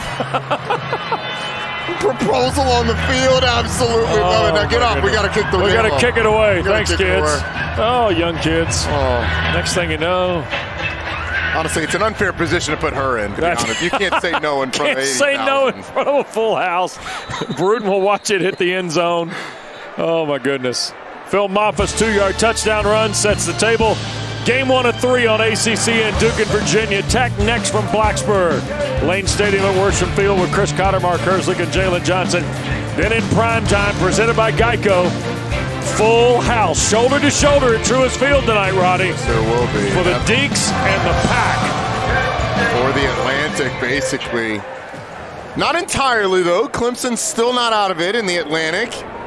Clemson fans still holding out hope that the ACC championship, their regular ACC championship game appearance, is still on schedule. Incomplete pass from Zach Zeragiotis starts the drive for UConn. And here is some of the dirt and the details tonight with Dave Clawson and Dave Doran's teams going head-to-head. And one of the most impressive things this season is Dave Doran's defense losing Isaiah Moore, Peyton Wilson, and still being the best defense in the conference. I mean, they have been fantastic in conference play. They've been incredibly consistent, have played complementary football with Devin Leary in that offense, not turning the ball over. It's been impressive.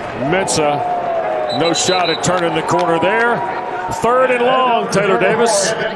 Well, guys, at halftime, Coach Spanos said defensively he's very proud of his team's energy and effort. He wants to see that continue in the second. Now, offensively, he said it's really hard to get anything going when your quarterback is being pressured as much as he is. And, guys, keep in mind, Jack Zeragiotis was not the team's starting quarterback majority of this season. Now, he has been getting more reps with the ones during their double bye, but this is a very large stage for him to start on. He's encouraged him to settle in, quick releases, and hopefully more help from his offensive line. Yeah, Steven Krajewski started the last handful of ball games prior to the double bye. 3rd and almost the full 10, and Sheridan Jones, the interception for Clemson.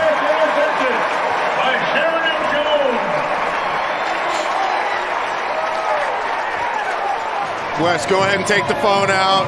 Get your group text with Pack in there. Put that one on the list. That's one heck of an interception. Zeragiotis goes the right way. It's one-on-one, just leaves that ball inside, flips his hips, hand catch, is able to reel it in. Sheridan Jones. That's a beautiful play. So the interception for the Tigers, another plus field territory start. Off the Connecticut 49. Darian Rencher in the backfield.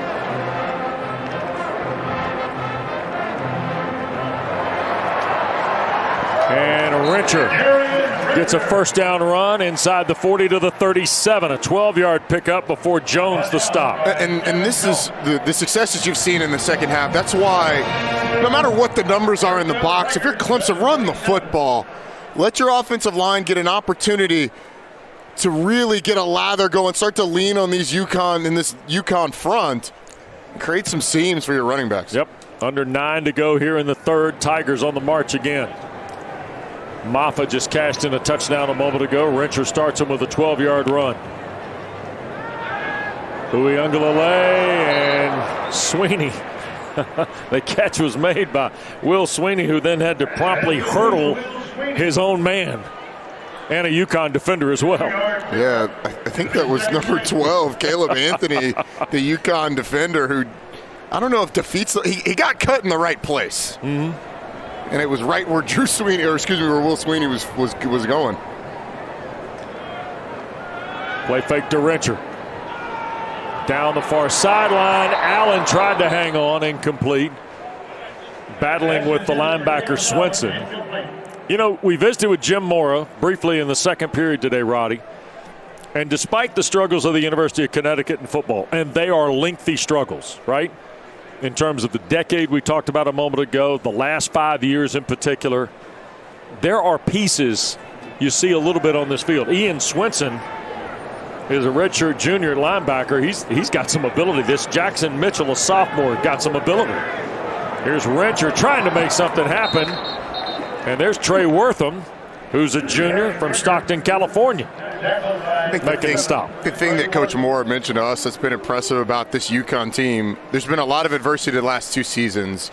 COVID obviously hurt everybody, but UConn didn't even play a season. Didn't even try. They shut it down when the Big Ten shut it down. Shut it down early on and never really tried to get it back going. These kids had to just practice all last season.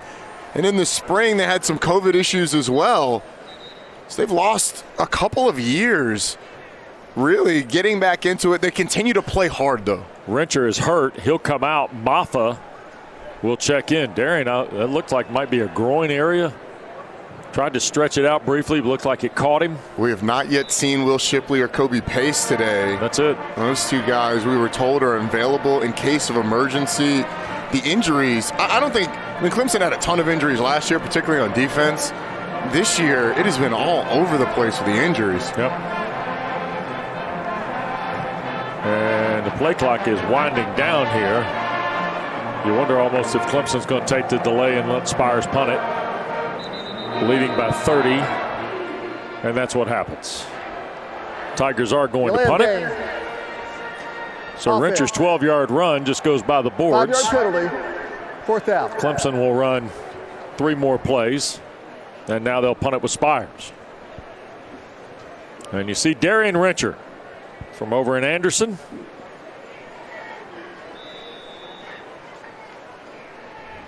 We heard Taylor say he's got his own podcast.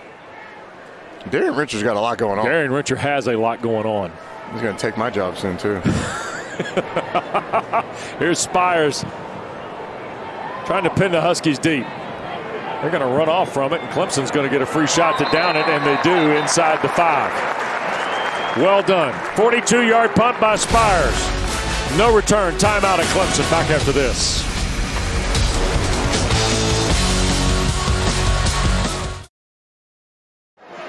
Well, Darian Rencher came off the field during the last possession, but Taylor, football is just one of many things Darian Rencher has. Absolutely. A very impressive young man, former walk-on who actually had to overcome very early injuries, 2 ACL tears, and has now become an integral part of this offense. He's from nearby Anderson, the son of 2 Clemson grads, so playing here is a family dream. But off the field, his community service and impact is substantial. He was named a semifinalist for the Jason Witten Collegiate Man of the Year award this year after being one of 4 leaders to organize community peaceful demonstration last year. He encouraged players in the 2020 movement to return to play.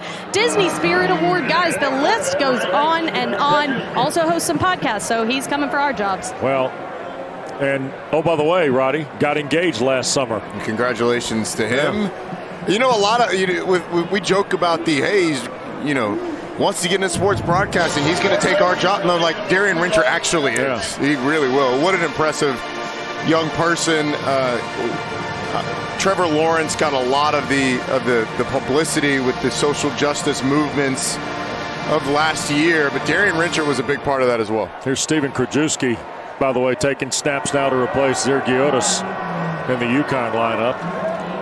And they're going to run the football here, and they hammer away with Robert Burns, a Miami transfer. Taylor, he mentioned the podcast, the desire to get into broadcasting.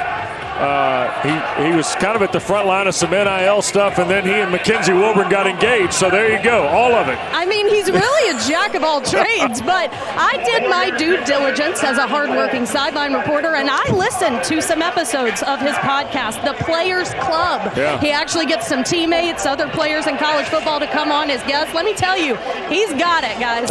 He definitely has a future in it. No question about it. You just find a way to get Roddy on there, huh? No, I'm not cool enough. I'm not cool enough to go any sort of Players Club. I mean, washed up Players Club. Here's Krajewski now. Third down throw and offline looking for Turner. So it'll fall incomplete. And the Huskies will have to punt. 3 and out coming up for UConn and Lou Spanos' team. That time it was Etiosa Rubin that get in the backfield and caused Krajewski to not to be able to complete that pass. That's where UConn has really struggled. And honestly, it's not unexpected that you'd struggle against this Clemson defensive line, but they have harassed the UConn quarterbacks today. Yep. Will Brown will stand at midfield. Joe McFadden. Nice looking punt here. Brown fair catches it. 48-yard line. Step aside at Clemson. 5:10 to go third period. 30-point lead for the home team.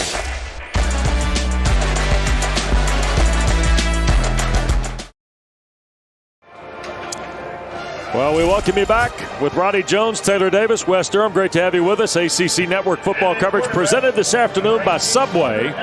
Clemson 37, UConn 7, and Hunter Helms, 6'2" redshirt freshman, West Columbia, South Carolina, who plays for the second time this year into the ball game. And Phil Maffa spins for about 8, 9, 10, make it 11 to the 40, and a first down run for Maffa.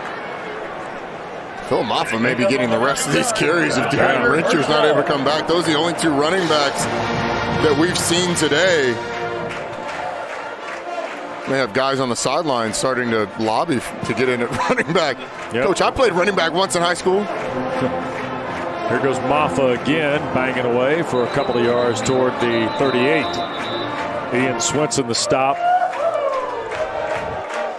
And your point about Helms here too, Roddy. Uiagalele's limited mobility, Pumachan's shoulder injury that took him out of this ball game early, and now here's Hunter Helms. There's a chance we also might see Billy Wiles before the day is over. But right now, it belongs to the redshirt freshman. These are good reps for Hunter Helms. I mean, you work hard. Got the opportunity to get a lot of playing time. Look at that, and a Joe for the first time today. As intended for a Joe, incomplete. This is a 6'3", 220-pound sophomore from Alberta, Canada. 5 catches in the last 6 ball games. It's been a bit of a frustrating year for a Joe. Injury and sort. He looked dynamite in the spring. Yeah, you can cut and paste that statement for quite a number of Clemson receivers in particular. Little trap. Maffa trying to spin out of traffic. A stiff arm and a nice play. Shoe top tackle by Durante Jones out of the secondary. Freshman from Mays in Atlanta has been around the football today, making his 9th start for the Huskies. Going to see him come out of the secondary on the draw. It's a nice job up front by Lawal Ugwak, getting up the field and making Maffa have to bounce out, and then a good tackle. Spires is going to punt it here. And fair catch will be the signal from Keelan Marion, and UConn will get the football. So Clemson runs 4 plays and punts. UConn going to take over at its 13-yard line. We saw Krajewski come in to take the snaps a moment ago. All right, Roddy.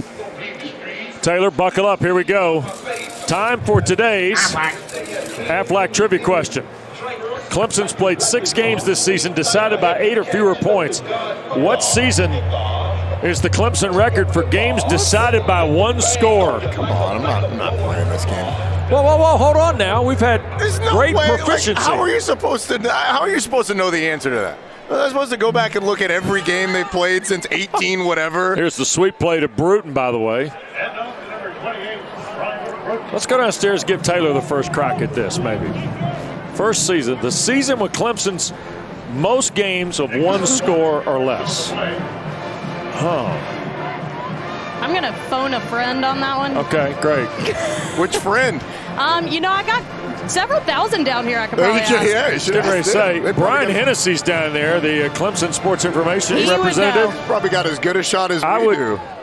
I would give Brian Hennessy the first crack at this if you can find him, Taylor. Producer Mike Moore is begging us to give an answer. All over the place. I'm gonna say it's in the last decade. Yeah. Kevin Smith. Roddy? What, 2015? I don't know. 16. Actually, I'll go 14. That was the year Deshaun got hurt, so I'm sure those games were close. I'm going to say 2013. Okay. I'm going to go 2013. Look, I mean, that's this doesn't count on my record, Wes. Doesn't count. And we got movement by UConn.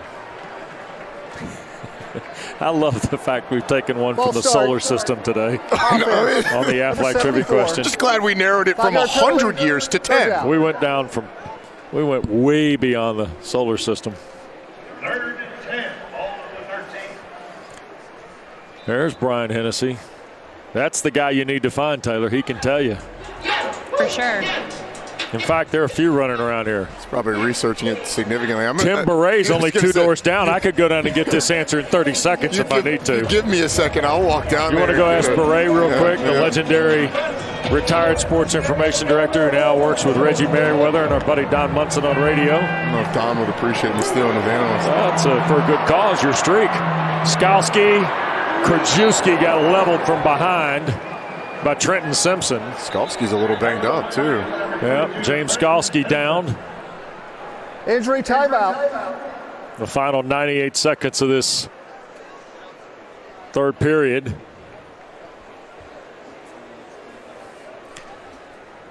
So James Skalski shaken up. And the Clemson folks out to take a look at the young man from Sharpsburg, Georgia. Skalski has been an institution in the ACC for really his entire career. I hope that he's all right. And here's one of those things about this guy. When the respect paid to him from the other coaches is as significant as it is, that's when you know you've made an impact in the game in your league. And I hope now Clemson fans appreciate what he has brought to them and appreciate watching him play. Again, you hope that he's all right so that he's able to take this field one more time against Wake Forest. But for all these seniors, having obviously gotten towards the end of my college career, the finality starts to get real. It does. Come the second to last game in your home stadium. Yep. Skalski to his feet, Taylor. I mean, look, this guy loves this program and being a part of it. He and Nolan Turner lived together. We talked about it in the open. And the two of them said after last season and how successful they were, they felt like they were done. They felt like we should go out on a high note. But there was something about this place, these people, and this program that brought them back. They just love it. They play for the purity of college football. It's why we all love it. Well, and I got to be honest, the Clemson folks have been treated to two of the great leaders at linebacker, and Ben Boulware and James Skalski. Well, Boulware was one thing. I feel like Skalski took it even further. But I think Boulware set a standard, and then they had Skalski behind it. They've had great linebackers here since I was playing. I mean, even before that.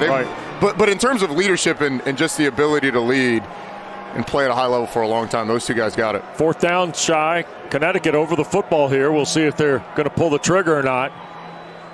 Krajewski under center with the play clock. Well, it's got a ways to go now. Yeah, it's a long. It's a long one to try this. Right. And now we're going to get a flag. Procedure is the call against the Huskies. False start. Offense, number 83. 5-yard penalty, 4th down. The tight end, Brandon Neminsky, ticketed for the penalty. On the 6th hut. Yeah.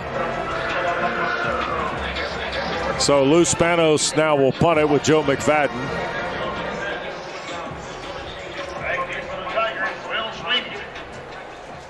Will Sweeney. Can he add to it today? From the 39 and caught at his shoe tops back at the 35. So that's where the Tigers will get started. All right, here's our answer to the split finger fastball Aflac trivia question. Clemson's played 6 games this season, decided by 8 or fewer points. What season holds the Clemson record for games decided by 1 score? Who said 2016? Nobody. Taylor did, Roddy. Taylor swear I did. Roll the tape. Yeah, Clemson played in 8 games decided by 8 or less in 2016. There you go. I would like to thank my parents. I would like to thank Clemson University. It's a pleasure. And Brian Hennessy for giving you the answer. I swear I didn't cheat. I was just a lucky guess. Here is Darian Rencher spinning for a first down. Good to see Rencher back on the field with the pickup of 11 to the 47. Oh, he's a very good guess. I mean, obviously, one of the great years that Clemson's had. Wow, no kidding. One of the great teams that this institution has had. Should have thought about the Lamar Jackson game and just guessed it. Lamar Jackson, Deshaun Watson going back and forth, coming down to the wire. League was great that year. Here's Hunter Helms, last great quarterback year, Roddy, 2016 in the ACC. Well, until this year. You think this one's better? Whoa. Look, that one had a 2-time Heisman runner-up. Deshaun wasn't a runner-up twice. He had a Heisman Trophy winner. Right. So, or 2-time Heisman Trophy finalist in Deshaun, and then a Heisman Trophy winner. This year, you may have a Heisman winner in Kenny Pickett. I mean, he's certainly in the realm. I would say star power-wise, it's not quite what it was in 16, but overall, I think it's equal. It's probably deeper, though, Wes. Look at that. 7 of the top 25 quarterbacks in the country in QBR. And Malik Cunningham, by the way, has put a day together. Yeah, he has. At Louisville. Has he added to the 5 that he had in the fourth quarter, or in the third quarter, middle of the third quarter, 5 touchdowns? Devin Leary on that list. You'll see him tonight. And Sam Hartman. How about Tyler Van Dyke and what he's done for that Miami team? Yeah. Second down. Helms, a little RPO play a moment ago. Now here's a short sprint out and a throw. And the catch made. That is Stellato making the grab. Freshman from Cardinal Gibbons down at Fort Lauderdale, Florida. Second catch of the year. Third and about 4 here for Clemson. You know what's interesting, and this may frustrate Clemson fans slightly, but the ACC has really turned into an offensive league this year. Mm-hmm. Quarterback play has been excellent. Coaching and the returning experience. All right, so third and short. We go to quarter 4. Frank Howard Field, Memorial Stadium. Tigers in front by 30.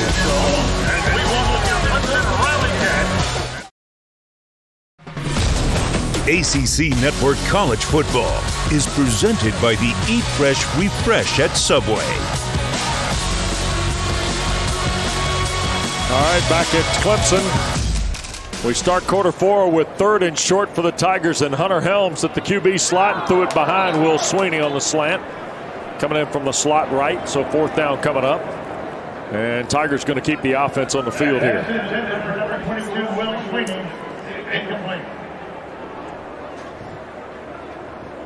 Clemson is 4 for 4 on fourth down today.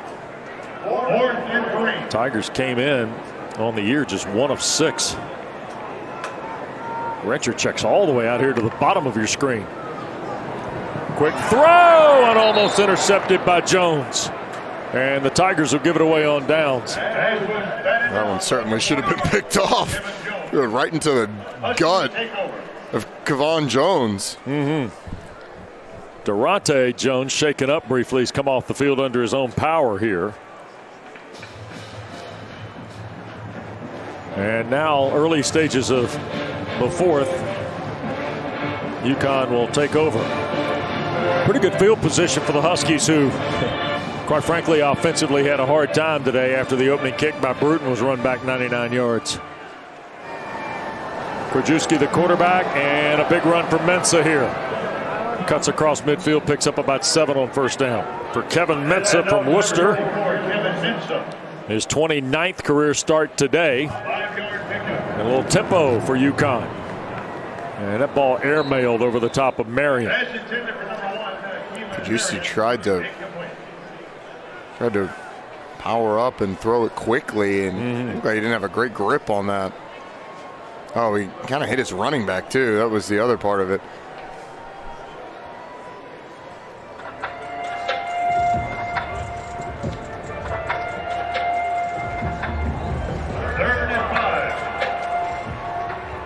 So all of a sudden, 3rd and 5. Krajewski looks and misses completely trying to hit Turner. So UConn doesn't look like they're offering a punt here, Roddy. And why would you, honestly? Yeah, good point. You're on the road at Clemson, trying to get some work in, keep your offense on the field. Let Krajewski see if he can go complete a pass. Huskies. The most consistent thing for the Huskies has been the running backs. I think those two guys are pretty talented. Yeah. Try to get them the football.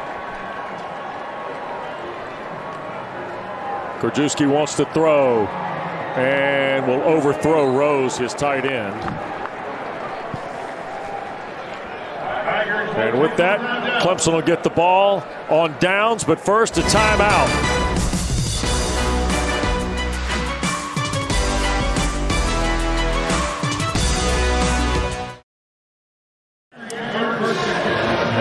So here we go. UConn cashes out on downs.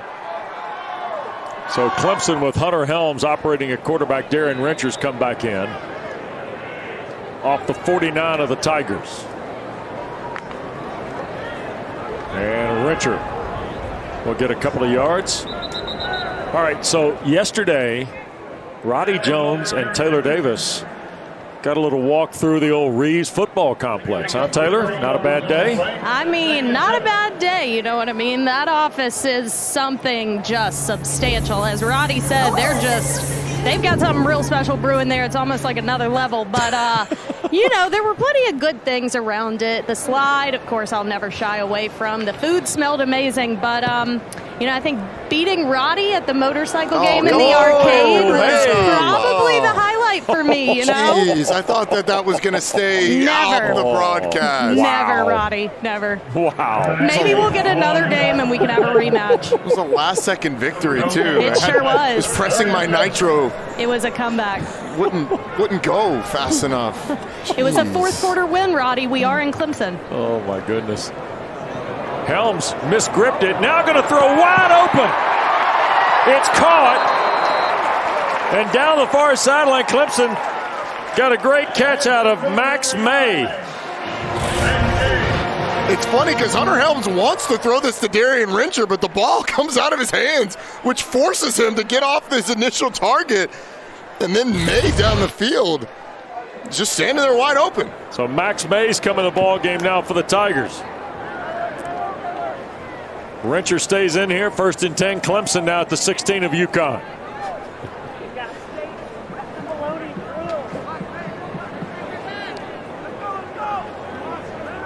Helms taking his time. The play clock winding down to 3. And he will hand to Rencher. Darian punches it through for about 4. Jackson Mitchell the tackle for UConn.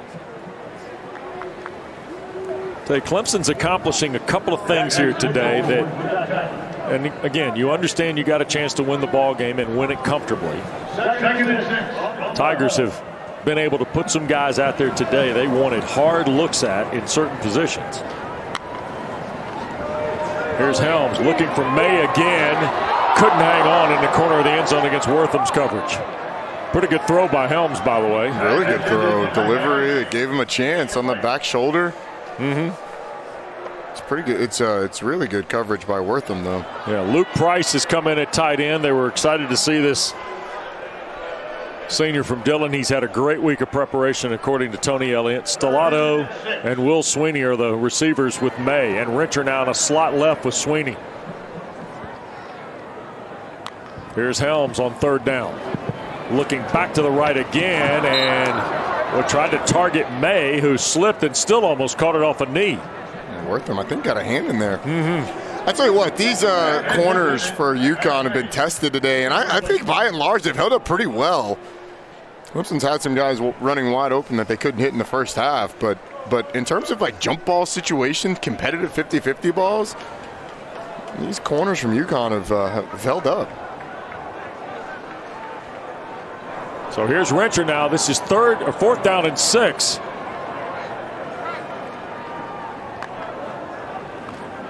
Helms looks right again. It's caught by Price to the 5, knocked out of bounds. 1st and goal, Clemson. Diamond Harrell made the play. Senior from Los Angeles. Here's some Luke chants. Yeah, you did. I want the flow out of the back of the helmet, too. Well, they were excited about Luke Price, saying that guy works hard. He's worked his tail off. He probably get some reps today.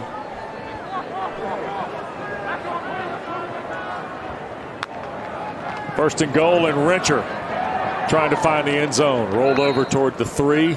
Second and goal coming up. Ugwak makes the tackle. Clemson's now 5 of 6 on fourth down today, Roddy. They came in 1 for 7 on the year. Dial up some nice stuff. They got UConn to jump off sides on a fourth down earlier as well. So Rencher in the backfield. Hamp Green has come in. There's a wide receiver to the bottom of the screen. There's a look from field level at Green.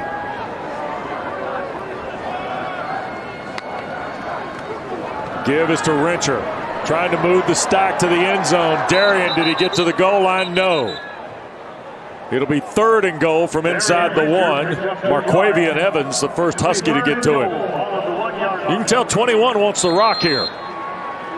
And it's good because there's not a lot of other options. Injury timeout. And Omar Fort is down. The linebacker for UConn will take a break. Fourth quarter continues from Clemson in a moment. Well, don't forget, following our coverage here from Tiger Town, we'll send you to Southwestern Virginia. Duke and Virginia Tech. Blue Devils trying to scratch in the ACC. Hokies are 1-4 in their last 5. And then tonight in primetime, presented by Geico, number 16 NC State, number 12 Wake Forest. From Winston-Salem, all coming up on ACC Network. 10:43 to go here at Clemson. Tigers in firm control, and it's 3rd and goal inside the 1. Darian Rencher, the running back. They'll give it to Rencher, and he got knocked back. The ball popped loose in the end zone. UConn says they have it, or did Clemson recover for the score? It's a touchback on the Rencher fumble.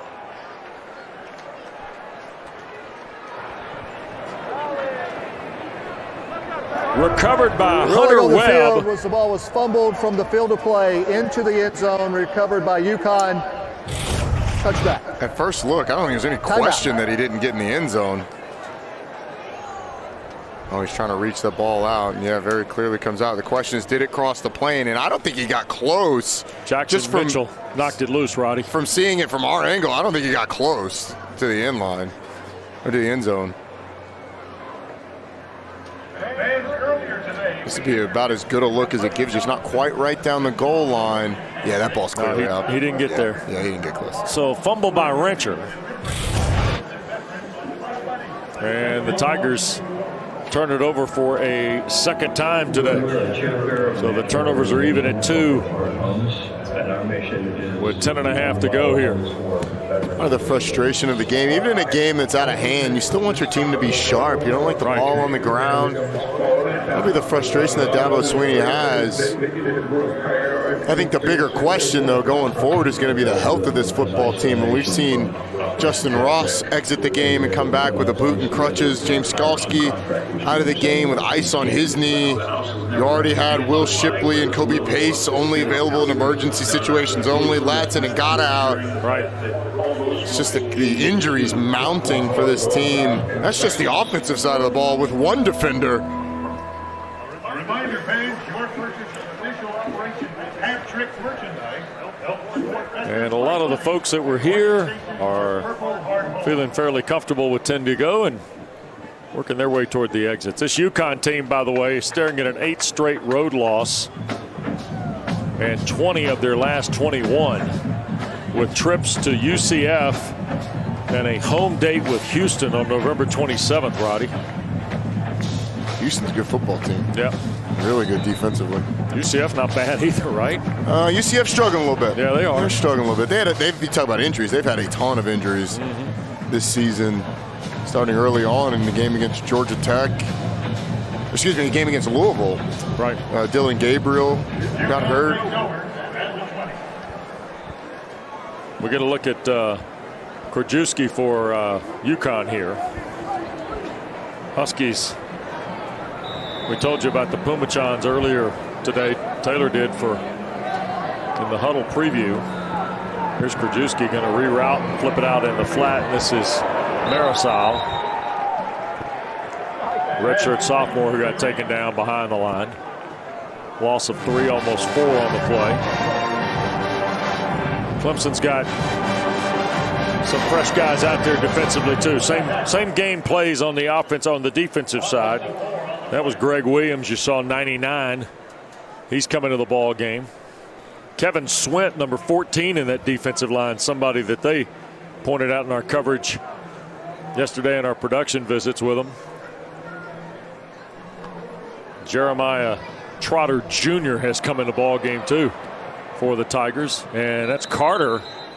Best run of the day for UConn from scrimmage, by the way, for Nathan Carter, the freshman from Rochester, New York. Yeah, and that offensive line for UConn had to contend with Jeremiah Trotter Jr. coming off the edge, getting pushed out of the way. There's Barrett Carter, a 5-star out of north of Atlanta, Roddy. Barrett Carter, Trotter Jr.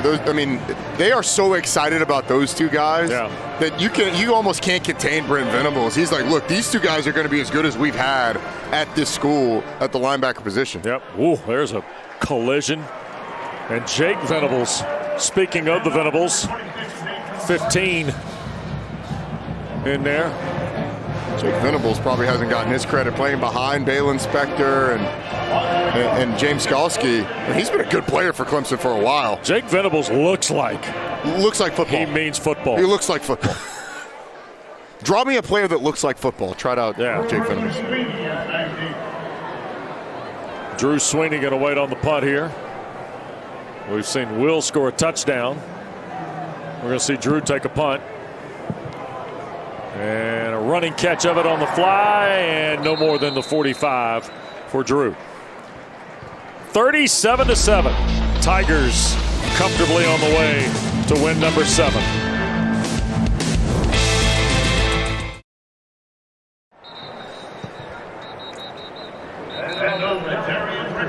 We rejoin you from Clemson with the Tigers picking up about 4 on first down. And Billy Illegal Wiles substitution against the defense. has come into the ball 12 game. men's on the field when the ball was snapped. 5-yard penalty. First down. So Wiles, the freshman from Ashburn, Virginia, who had some G5 scholarship offers, Roddy, and elected to walk on here at Tiger Town. Yeah, most notably, we were told Tulane, a school that he was considering, but what an opportunity to prove himself on the biggest stage. And honestly, like, you come out and you play well in this situation, you get in the right play, you operate the offense well, deliver a couple nice passes, then you start to get some looks. You start to get some of those, second, third team reps. Work your way up the depth chart. That's how it happens.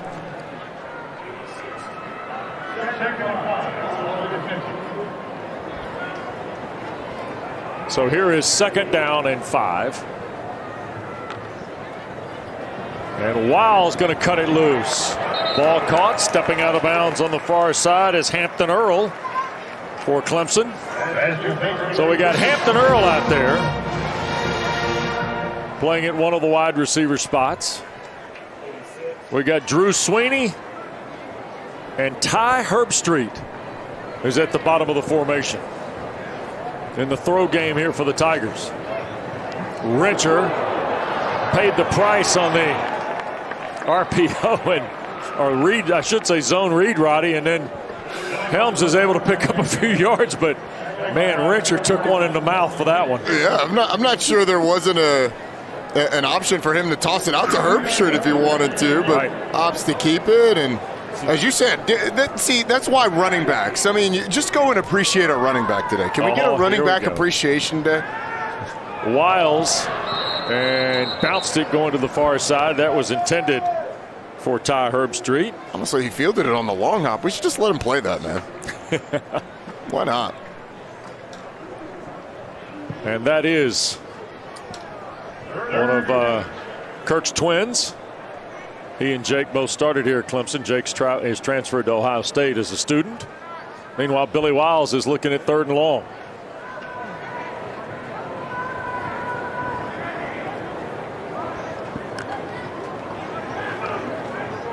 Long throw and offline. Mix up there in the throw game with Hamp Green, who was the intended receiver. With where that landed, I'm not so sure that it would have mattered had they been on the same page. That ball was a long way out of bounds, but as is, you see some guys getting on the field, getting an opportunity. And even for the guys that play a lot, this is fun. You get to see, you're with these guys all the time in the locker room, and you sit with them in the film room, and in the palatial facilities of Clemson, you're hanging out with these guys all the time. Clemson. So it's good to see them get on the field. 30-second timeout. Tigers going to burn one here. Aiden Swanson had come on to punt. Sophomore from IMG in Tampa. And so the timeout. And the Tigers. Oh, man. Huddling up here. The patrons are not happy. Not happy. The gathering at the Paul will not happen today. Right, yeah, that's, well, given the current climate. Not a fan. Yeah. So here is Aiden Swanson. He's going to punt for Clemson here. Freshman or sophomore from Tampa, by the way, by way of IMG Academy. He's had a couple of punts on the year. Keelan Marion stands at the 9 here for UConn.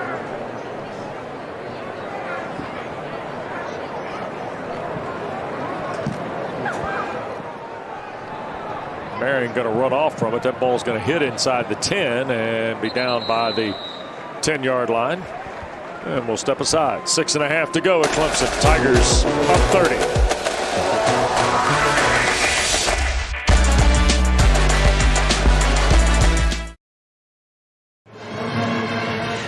Back here at Clemson, UConn going to take over at its 10. Clemson looking to get to 7-3. Don't forget tonight following NC State and Wake Forest, the huddle after dark, Roddy. I saw E.J. Manuel with a big coat. It's a little chillier in Winston-Salem. Beanie on today. Before, honestly, this morning. EJ, strong artist energy from EJ's all I'm outfit. going to tell you is that turtleneck and it. that beanie and that big coat will be very helpful tonight for the huddle after dark. 10:30-ish. Yeah, I don't know about 10:30. 11:30-ish might be the better call tonight. The way the ball will be in the air in Winston. There's a little dump to Bruton. It'll be a shovel pass, so it will count as a throw and a catch, I think, statistically, for Bruton, who picks up about 13 in a first down. Should be the Huddle's Affleck trivia question. What's the shortest game Wake Forest has played this season? Wow. Let me tell you this. A lot of points, balls in the air a lot. 7:30 start. Yep. I'm saying huddle after dark, 11:15. 11:15 sounds about right. 11:15 tonight, 3:45 I'm calling. Unless that NC State defense has something to say about it. Then you'll be done about 10:30, and you got a lot of work to do. Well, and here's the part about that. Let's go back to that portion of the game. In your mind, is it the Pack defense and the Wake offense tonight? So, yeah, this like the preview of this one honestly seems very similar to the preview of UNC Pitt. Everyone seemed to forget how good Pitt can be on the defensive side of football. Now, they didn't hold up in the second half and ends up being an overtime game.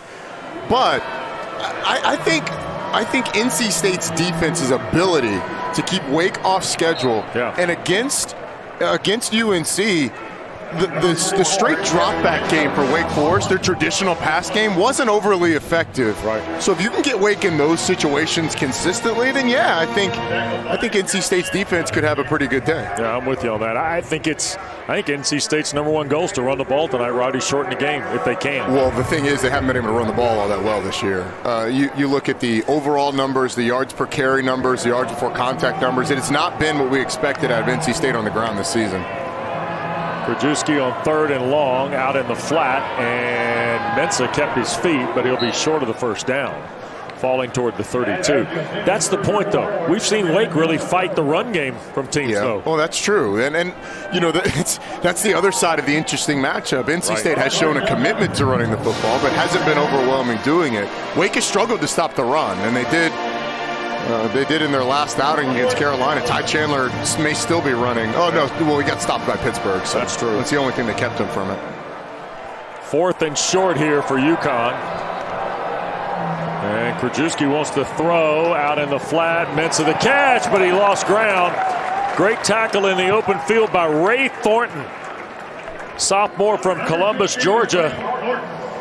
Makes the stop behind the line, and the Huskies cash it out on downs. So Clemson will get the ball back at UConn's 30-yard line now with 4:16 to go.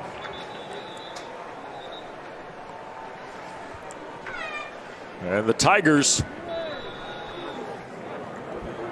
bring Billy Wiles back.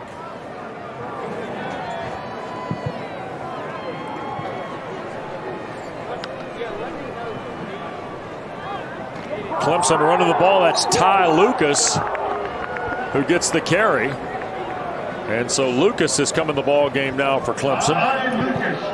Ty Lucas is listed as a running back and long snapper. And as a guy who, for 6 weeks of the season during one of his years in college, was the backup long snapper, I can appreciate Ty Lucas. So Lucas in the game, under 4 to go.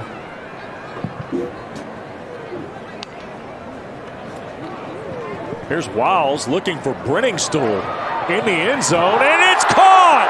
Touchdown! The big tight end lined up wide.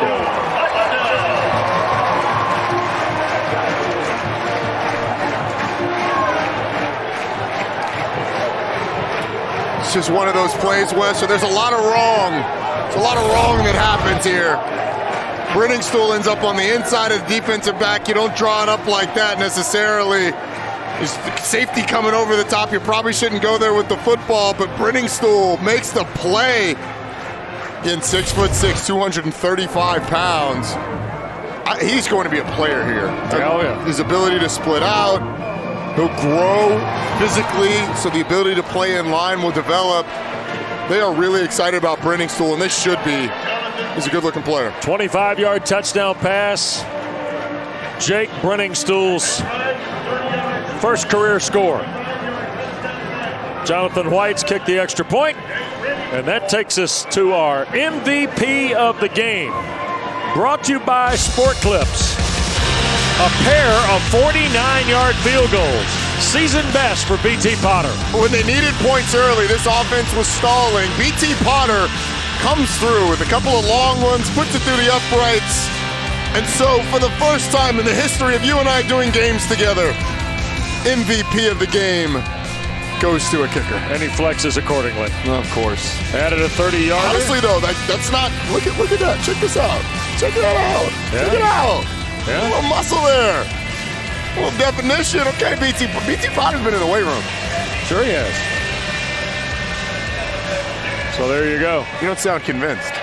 No, I'm with you on all that. Okay.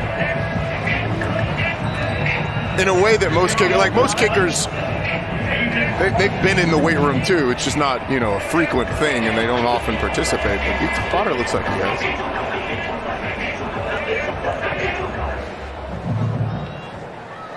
Hayden Swanson delivers it to the goal line. Here comes UConn again. Bruton on the loose. Brian Bruton, far side. Couple guys he's got to get away from. He's knocked out of bounds at the 25. And a flag thrown in behind it. Maybe more coming on that one. And Brian Bruton again juggled it and almost housed it. Should that be the strategy from here on for UConn? It disarms the kickoff team. 76-yard return to go with a 99-yarder. The two that have bobbled have gone for a combined Personal foul. 175 yards. Late hit out of bounds, number 6 of the kicking team. That penalty will have been administered half the distance to the goal line. First down. I can't believe it happened again. He puts the ball on the turf, and this one goes right up the middle. Oh, man. Two guys fly by. Hayden Swanson a miss. And that's a tough late hit out of bounds call. I know. I mean, Sheridan Jones is just coming across. Yep. It's hard to avoid in that situation. I mean, I get the call. It's a little tough, though. There's a throw and a catch. And the grab made by Naminsky, the tight end. Richard Simmons, our statistician, tells me Bruton has 190 kickoff yards today, Roddy. UConn has 94 yards of offense. You know, there may be something to disarming the kickoff team by putting the ball on the turf and then exploding with big returns. Krasinski almost intercepted. Carson Donnelly got a hand in there. R.J. Mickens, the safety too, was right in the area. Mickens picks that off. He's hitting his head on the goalpost. I mean, it is a foot race to the end zone, and he ain't losing. So now, 3rd down and 3. Off the Clemson 5.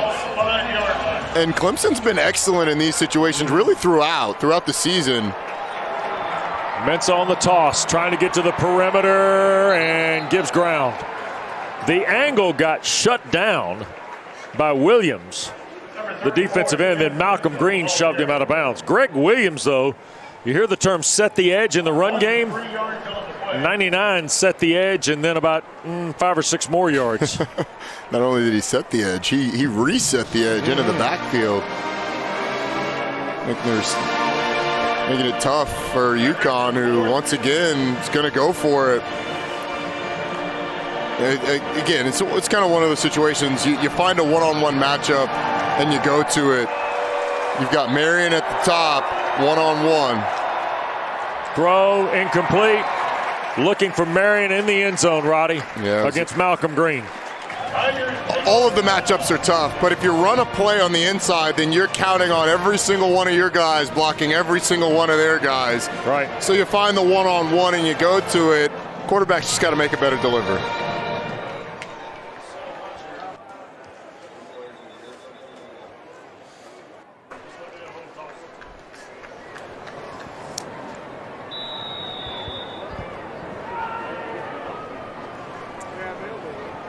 So Billy Wiles will finish this up here with 2:08 to go. I don't sense that UConn will call many timeouts. They've gone for it on 4th down like every time. You never know. Maybe they want one more. Rencher into the line for a couple. Or is that Lucas? That was Lucas. I beg your pardon. You know, ultimately, this game for Clemson is going to be one that they want to flush. It's going to be a big win, 44-7. But overall, the performance, especially from the ones, just sloppy today. Dabo Swinney said it at halftime to Taylor. And you get a big one next week, Wake Forest, and it's a Wake Forest. You play like this against Wake Forest, and it's not going to go well. So how does the improvement come? Where's the health of DJ Uiagalelei's knee? Where's the health of Tyson Pumachan next week, who's been an integral part of this offense? Justin Ross is going to be a question mark. Will Shipley, Kobe Pace, we didn't see today, a question mark. You'll need all those guys next week. You will need every single one of them. And then defensively, James Kosky, who has the ice on the knee. We'll see what happens with Wake tonight, Wake and NC State, but for Clemson, it's going to be a frustrating one to go back and watch the film of. Yep. And Lucas will carry it out on 3rd down. He'll be a couple of yards shy of the 1st down. So it'll be 4th down and 2. Tigers are going to go to 7-3 with their final ACC game coming next week, and then in 2 weeks,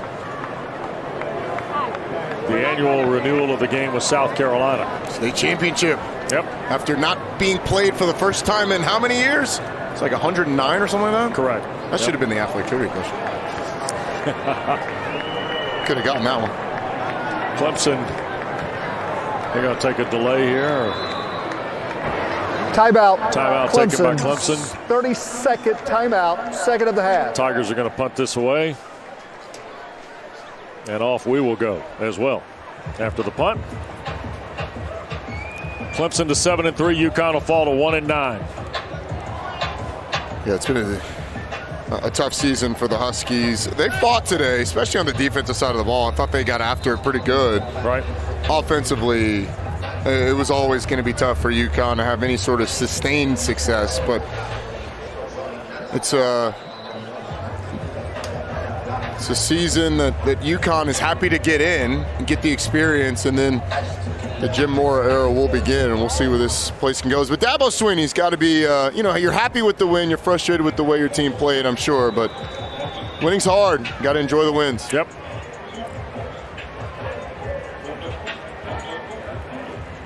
So this is Will Spires to punt it away and basically will end the ball game. Keelan Marion deep to return for UConn. This one will be skipped into the ground. Marion will field it, and the ball game will end on that play right there. Clemson is a winner, 44-7. Tigers get Wake Forest next Saturday at noon here in Tiger Town. Great to be with Roddy Jones, Taylor Davis, our producer Mike Moore, our director Nick Young. West Durham from Frank Howard Field, where the Tigers are 44-7 winners. Off to Blacksburg. Here is Chris Cotter.